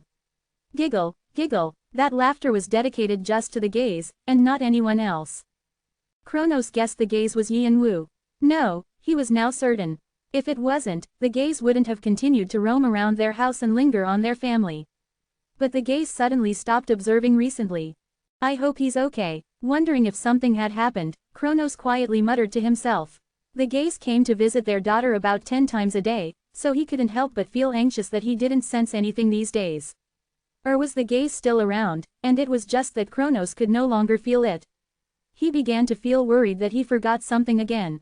There were many things Kronos wanted to say to his son when he returned. Kronos was constantly feeling restless that he had lost the opportunity forever. He tried to keep his emotions to himself, not wanting his family to know of his urgency, but the hand holding the can of beer trembled. Now that Kronos thought about it, Jung-woo hadn't been visiting as much either.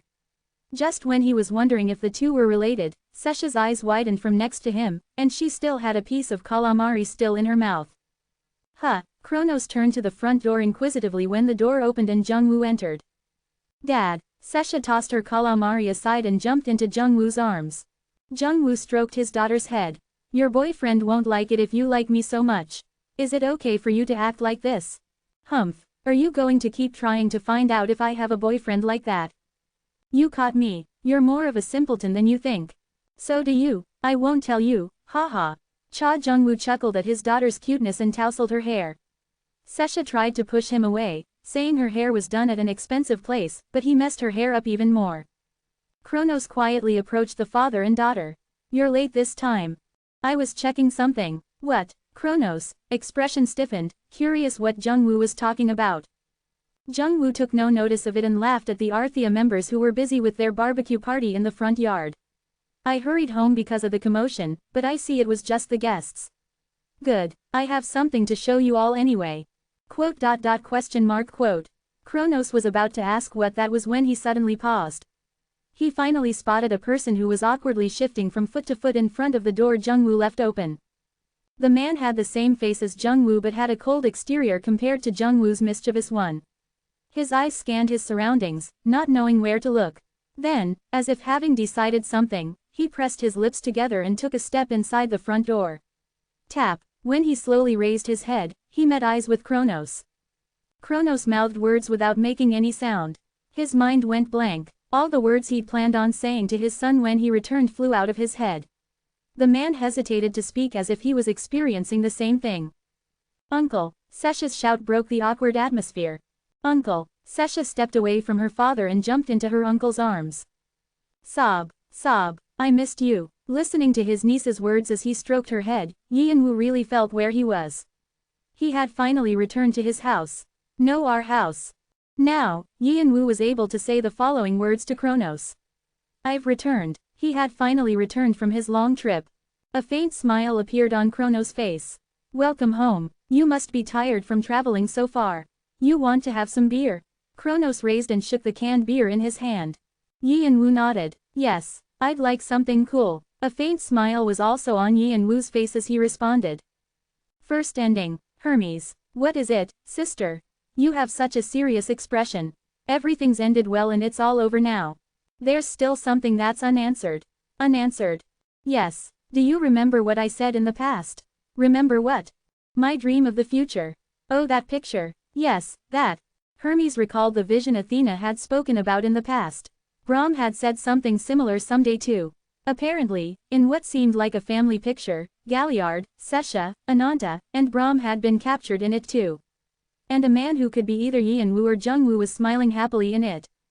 But the problem was that Brahm, who was in the picture, still hadn't returned. No, he couldn't return. And it was still unknown whether the man was Yi and Wu or Jung-woo. It didn't seem right to just brush the vision aside either, since two great divine beings had seen the same thing. Well, Hermes responded as if the answer was obvious. Isn't that because there's still an ending we haven't seen yet? Hey, there's a sign that says, "Do not fish," right in front of you. You've got a lot of nerve fishing there. A man wearing a straw hat that covered most of his face looked up from where he sat. He was perched on his chair with a fishing pole hanging inside the Han River. Brahm was standing in front of him. A smile appeared on the man, Yi and Wu's, face. You're here. Yes, I am, but what kind of magic trick did you use? When Brahm opened his eyes, he was quite surprised. He had most certainly been destroyed, but he returned with all his memories in a perfectly intact body. I didn't know about this until later either, but do you remember I had a power called universal recovery? The power created after you collected your father's remains, could it be?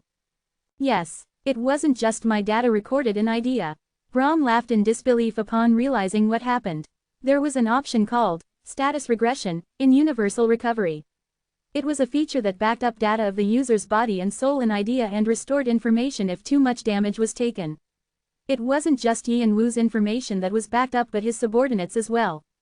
Technically, since Yi and Wu's subordinates were a part of him, it was an obvious outcome. Yi and Wu discovered Brahm's data and was able to restore him. It shouldn't have been easy to restore this much though. My soul should have been unstable. I am the Black King, after all. You abused your authority. Authority is there to be used. Brahm laughed. It was very much like Yi and Wu to say that. He didn't know how much time had passed, but an immeasurable amount of time had probably gone by. Brahm felt more at ease seeing Yi and Wu was the same as ever. He also wanted to see his daughter and granddaughter. He was curious what the two would be like now. But why are you fishing here? I'm waiting for someone. Who? Thud. Brahm quickly looked in the direction of the sound that made the ground quake. There was a muscly man with a beard like a bandit. The horn on his head looked bigger than ever. Fant exuded a much stronger aura when Brahm saw him last. His childish expression was now firm like a mature king's. Brahm let out a small whoa of astonishment. Fant silently greeted Brahm and turned to Yi and Wu with big and bright eyes. It's been a while, Hyungnim. Have you been well? Do I look it? You seem to have gone through a bit. Your face has rotten a lot too. Should I make it so you're like me? Why do you always speak so menacingly? Fant had trained against powerful beings all this time and made achievements, but he couldn't muster the courage to pick a fight with Yi and Wu. But there was something else he was looking forward to. Anyhow, is that true? What? You said you'd let me fight against my father who's passed away. Fant looked extremely excited. His mission in life had been to surpass his father, so Yi and Wu wanted to help him accomplish that goal if he could. Of course, in Yi and Wu's eyes, it seemed ridiculous. You're going to lose. How do you know without seeing it? It's obvious. Humph, I'll prove you wrong. Fant snorted and smiled confidently. Nobody had to eat shit to know it was shit, but it seemed that was the case for Fant. Yi and Wu didn't comment on it. It was Fant who was going to be beaten up ultimately, not him. All he wanted was to go see his lover. He could use summon of the dead, but he opted not to. What he wanted was his lover with an intact memory and warmth, not a completely different person. He wanted to love her, make a family, and live a normal but happy life. He wanted to see his teacher too. The changing of darkness is in progress 57%. It won't be perfect like the heavenly demon, but Yi and Wu moved his hand toward the wheel of time that made the world. He didn't know if it would rewind the big wheel, like the heavenly demon had done for him in the past, nor did he know how it would affect his transcendence. Since darkness wasn't limited by time and space, it shouldn't have any influence, but there could always be an irregularity. It could have an impact on the fragmented world lines and world points. Spinning the wheel could lead to a new turning point that led to new world lines, or the rewound world could cause him more trouble. However, he was certain that entirely different incidents from his world would occur in the rewound world. But whatever was going to happen, Vance said he was fine with leaving their homeland like this, and Brahm waved the two of them goodbye. Yian-Wu stretched his hand forward without delay. Clunk. As the system activated, he felt something in his hand. The power, Numa's sky, has activated. You have gripped the big wheel. Will you rewind it? Second ending. Fin. Dash. Authors afterward. It felt strange writing the fin that signaled the end of Second Life Rancor, a story I started writing from early 2017. Maybe it's because there have been many changes in my life since then. I've lived in the countryside my whole life, but I moved to Seoul, got an office with my friends, wrote stories, and started a business. I met my partner in life and got married, and I went from my late 20s to my 30s. I also received so much love to the extent I wondered if I would ever be received like this again. Thank you, readers, once more. When I planned Second Life Rancor, the theme was family love. It's not how bad-tempered Yian-Wu is T_T. The main character who's kept his heart closed off his entire life uncovers a secret related to his brother's death, and he makes many new relationships in the process of revenge. That was the main plot. I wanted to go in detail about how he finds his dispersed family and his heart is mended. However, the story became longer than expected. There were some sections that were dragged out and episodes I wasn't able to express properly. I most regret not delving deeply into Alpharone's past. That aside, I tried many things and attempted to make the story amusing and interesting for everyone. I hope this could be felt through my writing. With this, Second Life Rancor has finally come to the end of its journey over 4 years and 99 arcs. Still, I plan on continuing to write, and Yian-Wu's story will go on for some time. The Uncompleted Transcendence, Secret of the Eighth Step Awakening, Relia Asleep on Earth, Plot of the World Points and World Lines, Hui's Purpose, Agar's Past. I intend on slowly unfolding these events. I am preparing side stories along with my next novel. I cannot give you any determined date, but I can say it'll be coming soon. Also, some of you may have caught on already, but my next novel will share the same world as Second Life Rancor and my other novels. Like my previous works, I planned it so you can enjoy it without having read any of the other novels, or if you've read my other works, it'll be even more entertaining. Please continue to send your love and support in the future. The weather has started to become hotter again. Please take care, and I'll return when the heat has subsided. With much thanks. Chi Dao Yuan Seduyan. Side Story Chapter 1 Alpharone 1.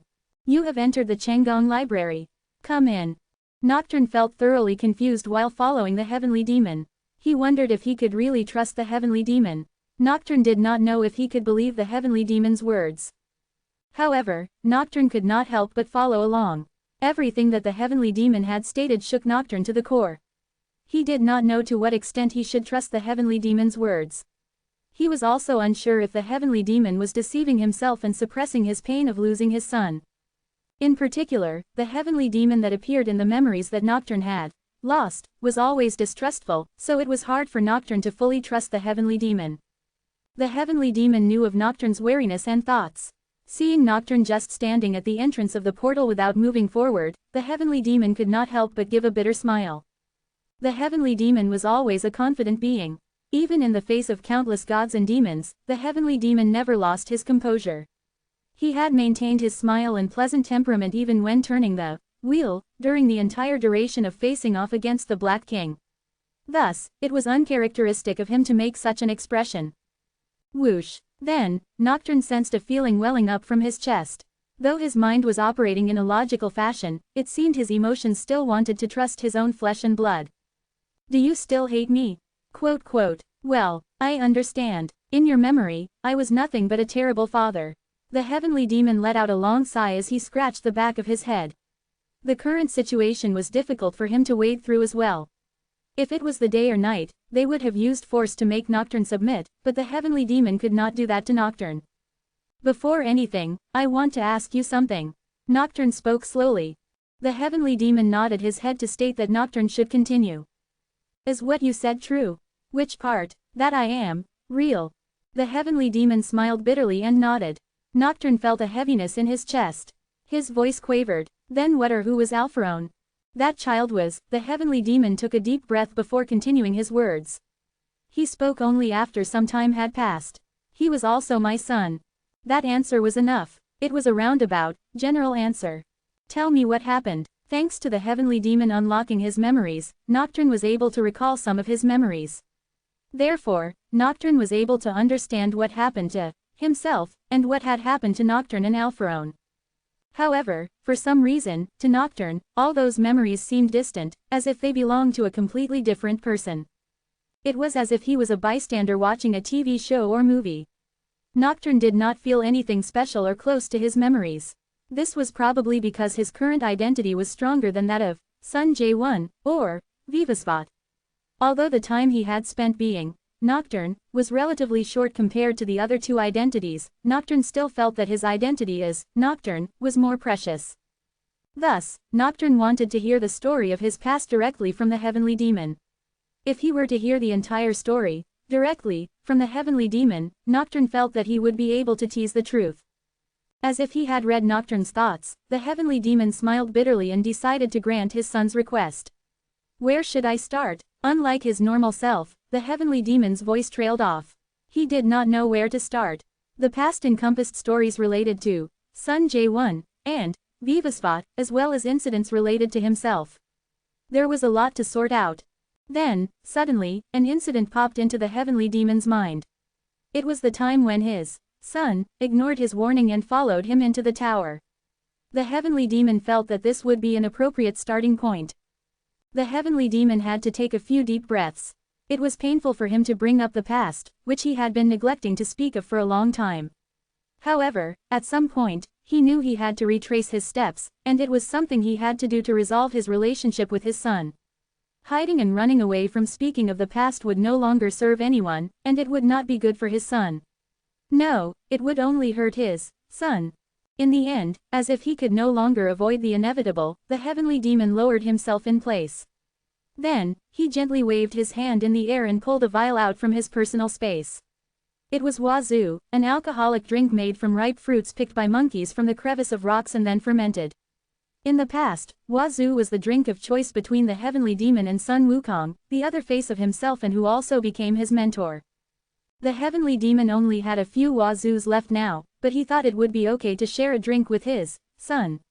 No, in truth, he could not think of any better time to share the drink. Would you like a drink? Nocturne wanted to ask if it was okay to drink something in such an airy, old-fashioned library, but he realized that his father was serious in contrast to his laid-back tone of voice. Nocturne nodded and sat down across from the heavenly demon. I'm not the kind of person who cares about conventions anyway. Perhaps Nocturne's father wanted to borrow the energy of alcohol to freely speak. Of course, there was no chance that the heavenly demon would get drunk, but the simple act of drinking would be enough to relieve some of his emotions. The heavenly demon quietly handed Nocturne a cup, and Nocturne took it carefully. Plop, plop, with a pleasant sound, a sweet fruity scent spread out. And then, back then, the heavenly demon slowly began to speak. He was speaking of a time so long ago that it took him a moment to clearly recall everything that had happened. Vivasvat was a name Sun Jae-won started using from a certain point. It was a name that his mother used to call him in passing, like a pet name. If such a thing as a previous life existed, she said that his father would have been called Vivasvat. Sun Jae-won's mother played a lot of mischievous pranks, so Sun Jae-won did not seriously consider his mother's words at the time. However, now, Sun Jae-won knew that his mother was speaking the truth. His mother was just as mysterious a figure as his father. The first human to set foot in the underworld and the original existence of the god of death and the underworld. Yama. Sun Jae-won, who had lived an ordinary life, realized that he was a special being, as he was born from a father who had all but created the universe and a mother who was a god of death and the underworld. Thus, since he was born with such a special bloodline, Sun Jae-won was always confident that he could achieve whatever he wanted if he was willing to pursue it. He was probably an existence that all beings in the world looked up to, even gods. Even the highest-ranking supreme gods. However, I will not become a god. Sun Jae-won, no, Vivasvat, drew a clear line in his growth and development. He vowed to never become a god. A god was something unacceptable for Vivasvat. This was because all the gods that Sun Jae-won came across were all terrible beings. The gods treated mortals like livestock just because mortals were smaller and weaker than them. Mortals were often only kept around as slaves to be enjoyed in order to gather faith, the origin and source of their continued strength. Of course, there were also good gods, but roughly 8 out of 10 were terrible. Even if a god could be classified as a good god, that god would never resort to him or herself to get too close to mortals. No matter how good-hearted a person may be, he or she would not want to seriously understand the psychology of mere ants. Ants were useful for research purposes only. This was what gods thought of mortals. Therefore, Vivasvat did not attempt to transcend nor exuviate, even though he had already obtained the power to defeat most gods with ease. To achieve a legend meant to break free from one's limits and be reborn as a new being, a new me. In other words, a different me was created instead of the me that one currently perceived. However, could that new me really be one's true identity? Vivasvat was certain that it was not. For him, a recreated self through achieving legends was simply deceiving oneself. The new recreation would possess the name of Vivasvat and his memories, but a completely new identity would come into existence.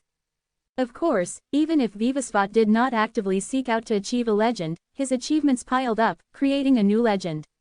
That should be fine. The new power that originates from my achievements will come in handy. In the end, for Vivasvat, everything he achieved was nothing more than a tool to kill gods and demons. Thus, he killed and dealt with the gods one by one.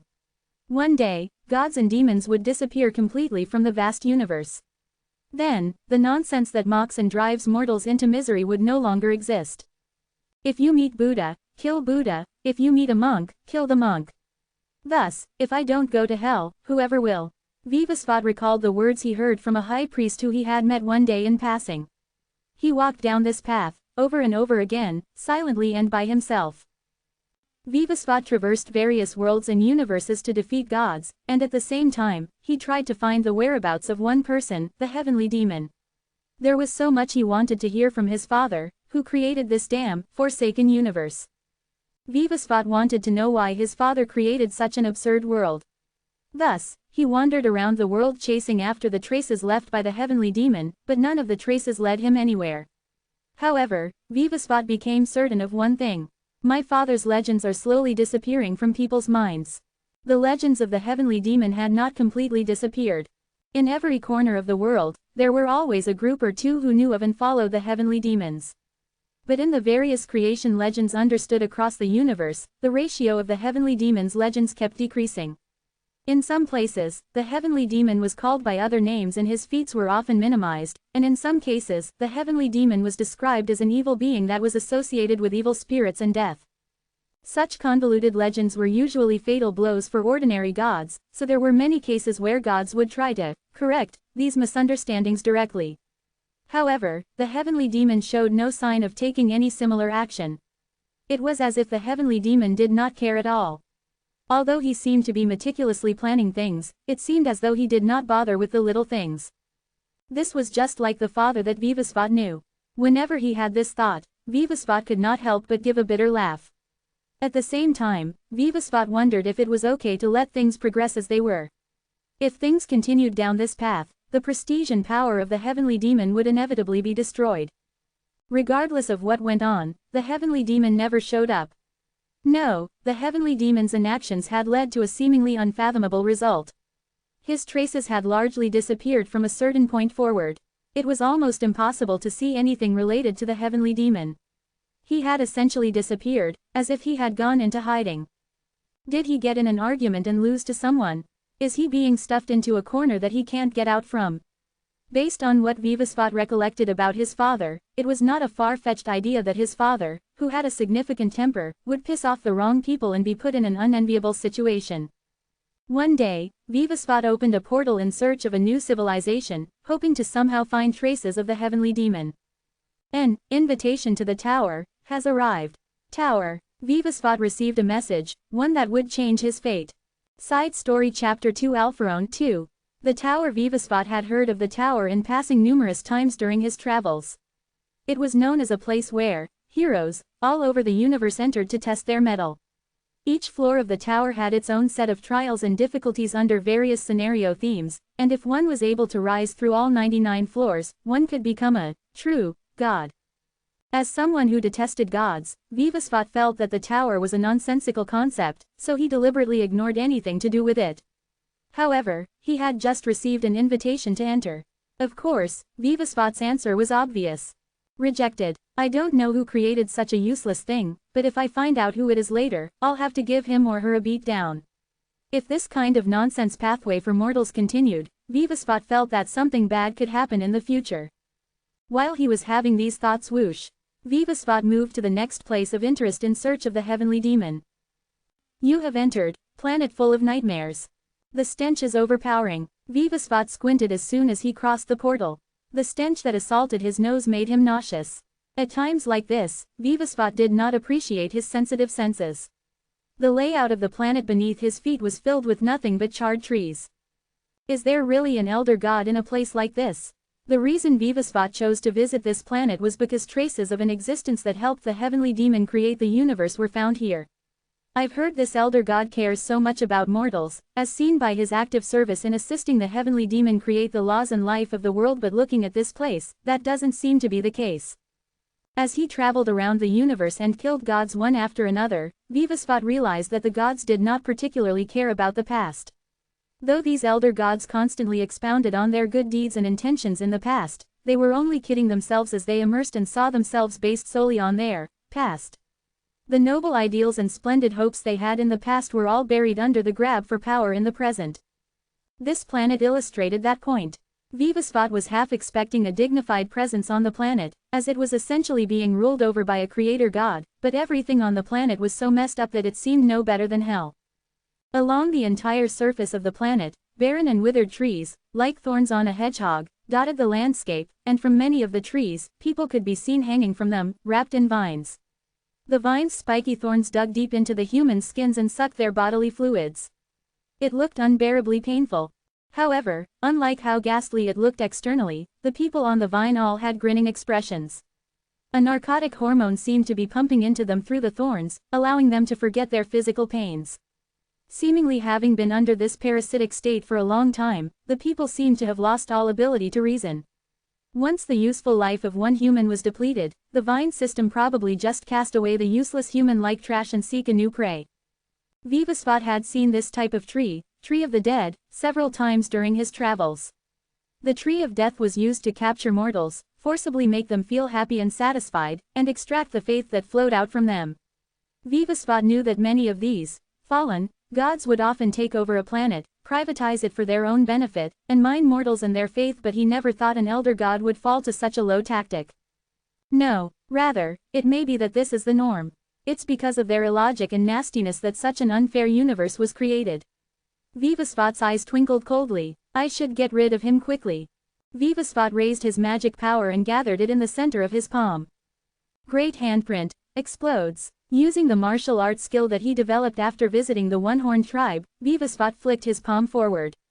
Once he did so, a magic field expanded from his palm. It expanded hundreds of thousands of times and landed at the center of the planet's surface. It landed in the middle of the thickest part of the tree of the dead. Boom, rumble, rumble, rumble. The skill that Vivasvat exhibited surpassed the level that a mere mortal could accomplish. A pit of immense depth was created in the place where the great handprint exploded, as if a meteorite with a diameter of several kilometers had crashed onto the surface. As a result, the surrounding landmass soared up more than tens of kilometers around the newly formed crater. Moreover, the earth that once made up the crater flew high up into the air. Making a parabolic shape, the earth spread out over a large range. The fallout was so widespread that it could be clearly seen from above the planet.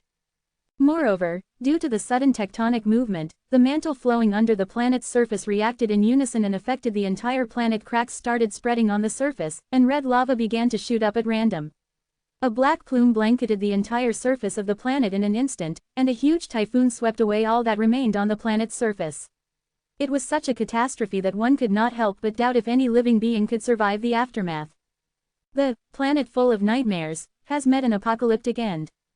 A shrouding, fiery wind engulfs the planet. A fire sweeps through and shrouds the planet. Executor of the apocalypse, Vivasvat. Your level of evil has risen dramatically. Though he saw the messages appearing in his mind, Vivasvat did not blink. Since he had caused an immeasurable amount of death, The achievements accumulated in Vivasvat's soul were stained with evil. However, Vivasvat did not mind this penalty, as he felt this was the only way to clear away the evil doings of the gods. No, Vivasvat was sure that he was making the right choice. If he did not take this action, the souls of the enslaved mortal humans would belong to the gods even after the mortals died, so they would have to live a life of pain and imprisonment for eternity. Open corner bracket thank you. Open corner bracket thank you for freeing us from the never-ending cycle of bondage and suffering. Open corner bracket now, my people, my children. Open corner bracket my parents will now be able to close their eyes in peace. These were the voices that reverberated around Vivasvat. An innumerable amount of faith is being gathered. Your spirit and soul are responding. The evil achievements you acquired are being washed away. Your exuviation and transcendence, which was interrupted, shall resume. Your light distribution shines out. You have forcibly cancelled your exuviation and transcendence. Vivasvat clenched his teeth and suppressed the light distribution emanating from his body. If he left the process alone, he would become a god, the same existence that he detested and fought against. However, his ability to forcibly stop the process was slowly reaching its limit. I don't know how much longer I can hold it back. In a situation where even the death of a god would be a tremendous achievement, the faith gained by saving the numerous beings detained by such an evil god would be enormous. Even at this moment, Vivasvat's powers were rapidly growing. He was beginning to hit his limit in holding back the exuviation and transcendence process. Vivasvat thought that he would have to find a new way to forcibly stop his development into a god. While he was having this thought, something started to wriggle in the middle of the wasted planet's surface. An ancient being who had been sleeping is awakening. The evil, dark existence that had been secretly hidden in the inner core of the planet squirmed and then lifted his head upward. The being had eyes as cold as a snake as it had just awakened from a long hibernation. Who dares disturb my sleep? Having been asleep for a long time, the being did not seem to be able to properly assess the situation, so it started speaking whatever gibberish came to its mind. Although the amount of information the being was emanating was enormous enough to paralyze any mortal, Vivasvat was largely unaffected and could roughly understand what the being was saying. The being's words made Vivasvat angrier. The being had no guilt about the sins he had committed. Rather, the being was angered at being woken up. Vivasvat muttered, "I shall tear you apart and bring your death. Your light distribution shines brilliantly." Boom! Vivasvat flew at the elder god, emitting a more splendid light than any sun. Open hollow corner bracket the heavenly demon, how could he do this to me? The elder god stated his divine name, the one who always sleeps. However, Vivasvat did not care about the elder god's name. Is this guy really an elder god? Nonsense. According to what Vivasvat had heard so far in passing, all the elder gods were supposedly great beings. They were beings that existed before the present universe was even created, and they reigned with the heavenly demons based on their omnipotent powers. However, although many of these elder gods' legends disappeared and melted into the laws of the world as the eons passed without the outward appearance of their existence, those beings who remembered these elder gods still considered them as great beings. Even if some of the descriptions and achievements were exaggerated and a bit overblown, Vivasvat still thought it would be a challenge to confront the elder gods. However, in reality, Vivasvat dominated the confrontations one-sidedly. The powers the elder gods possessed were obviously great, but they were all just remnant traces of their past states. The elder gods' powers had been eroded to the point that it was nearly impossible for Vivasvat to feel any divinity stemming from them. To be precise, it was not an exaggeration to say that the elder gods were barely able to sustain their life by sucking up the nutrients of the planet they latched onto. No, to be precise, they're only a shell of their previous selves. It was as if their being had been thoroughly worn out, leaving behind only an empty husk of their former selves. Open hollow corner bracket throughout the countless cycles of the wheel, though I lost my powers with each successive iteration, I still chose to serve you, heavenly demon. Heavenly demon, why have you forsaken me? Are you planning to cast me away after using me as your faithful hound? How are you different from my foolish father, the Black King? Wheel, lost powers, a hound, and what or who is this foolish father?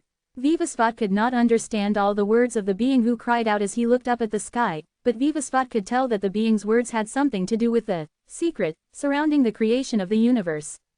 It seemed that this location would prove to be fruitful for Vivasvat. I think he sees me as a messenger sent by my father, so I might be able to figure something out if I slap him around a little. Fortunately or unfortunately, many of the powers that Vivasvat possessed resembled those of the heavenly demon. It won't change anything to lament like that. You fled and veered away from the great will that founded the light of creation. Are those words the last things you want to leave behind? The being, who had the head of a snake, quickly turned his head and glared at Vivasvat. You're saying that I violated the will of the heavenly demon? Haven't you? Did he tell you to stay here and exploit innocent mortals? Open hollow corner bracket. I have been wronged. Though I did not follow the heavenly demon's suggestions and ran away from him, I still tried not to interfere with the wheel and live a quiet life. Even though I've done this suggestion, Vivasvat felt that he was on the cusp of understanding something.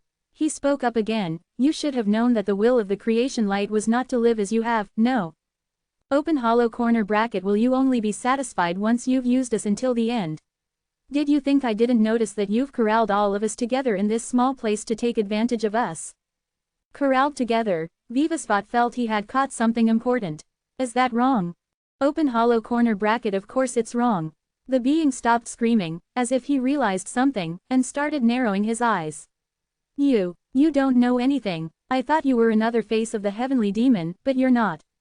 You're like him, but also very different. Who the hell are you? Damn, did he find out? Vivasvat was a little disappointed, as he felt he was just about to gain the information that he wanted. If he could find out what the corralled area the being was talking about was, Vivasvat felt he would be one step closer in finding the whereabouts of the heavenly demon. I could have also found out what the secret is about the creation of the universe. Whoosh, fully releasing your powers. Your light distribution is flowing outward.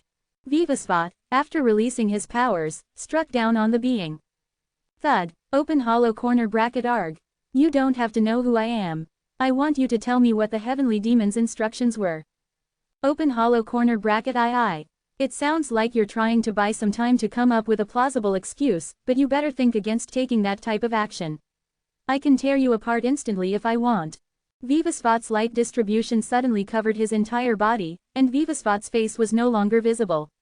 Moreover, Vivasvat's voice gradually became blunt, as if he had lost all his human emotions.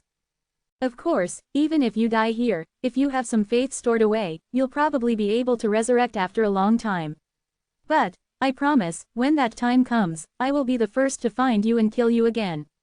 I will make sure that all your legends and faith are completely depleted. Once you die a few more times, your existence will disappear completely. Open hollow corner bracket. Damn it.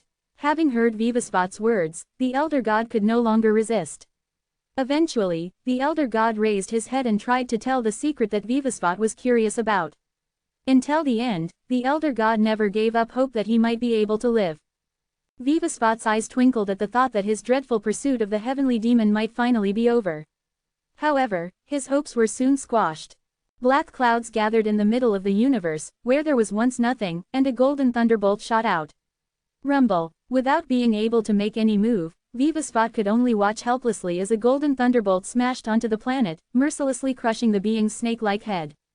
SS's. The fragments of the being's head, which exploded like pieces of sand from an exploding sandcastle, gathered onto the spot where the lightning bolt struck. The one who always sleeps has been God-sealed. The god wasn't killed, just sealed. Vivasvat, well aware of what this meant, had no choice but to react with fury. God sealing, rather than God killing, meant that the existence was completely annihilated from the present universe. Only an absolute being could achieve this feat. The God sealing also required a unique material called divine iron. At present, even Vivasvat was not able to accomplish God sealing. In the present universe, there was only one type of being capable of this feat, the faces of the heavenly demon. The incarnations and different faces of the heavenly demon, who were born from the great will of the creation light, appeared in different iterations of the universe. Sun Wukong is descending. Among these different incarnations and faces of the heavenly demon, the great sage, said to be one of the strongest beings, was making his appearance. Wow, this guy, you sure have a face that I'd like to punch a few times. Whoosh, bam, Sun Wukong tilted his head as he looked over the thing that looked like the Rui Bang. Are you Jaiho's son?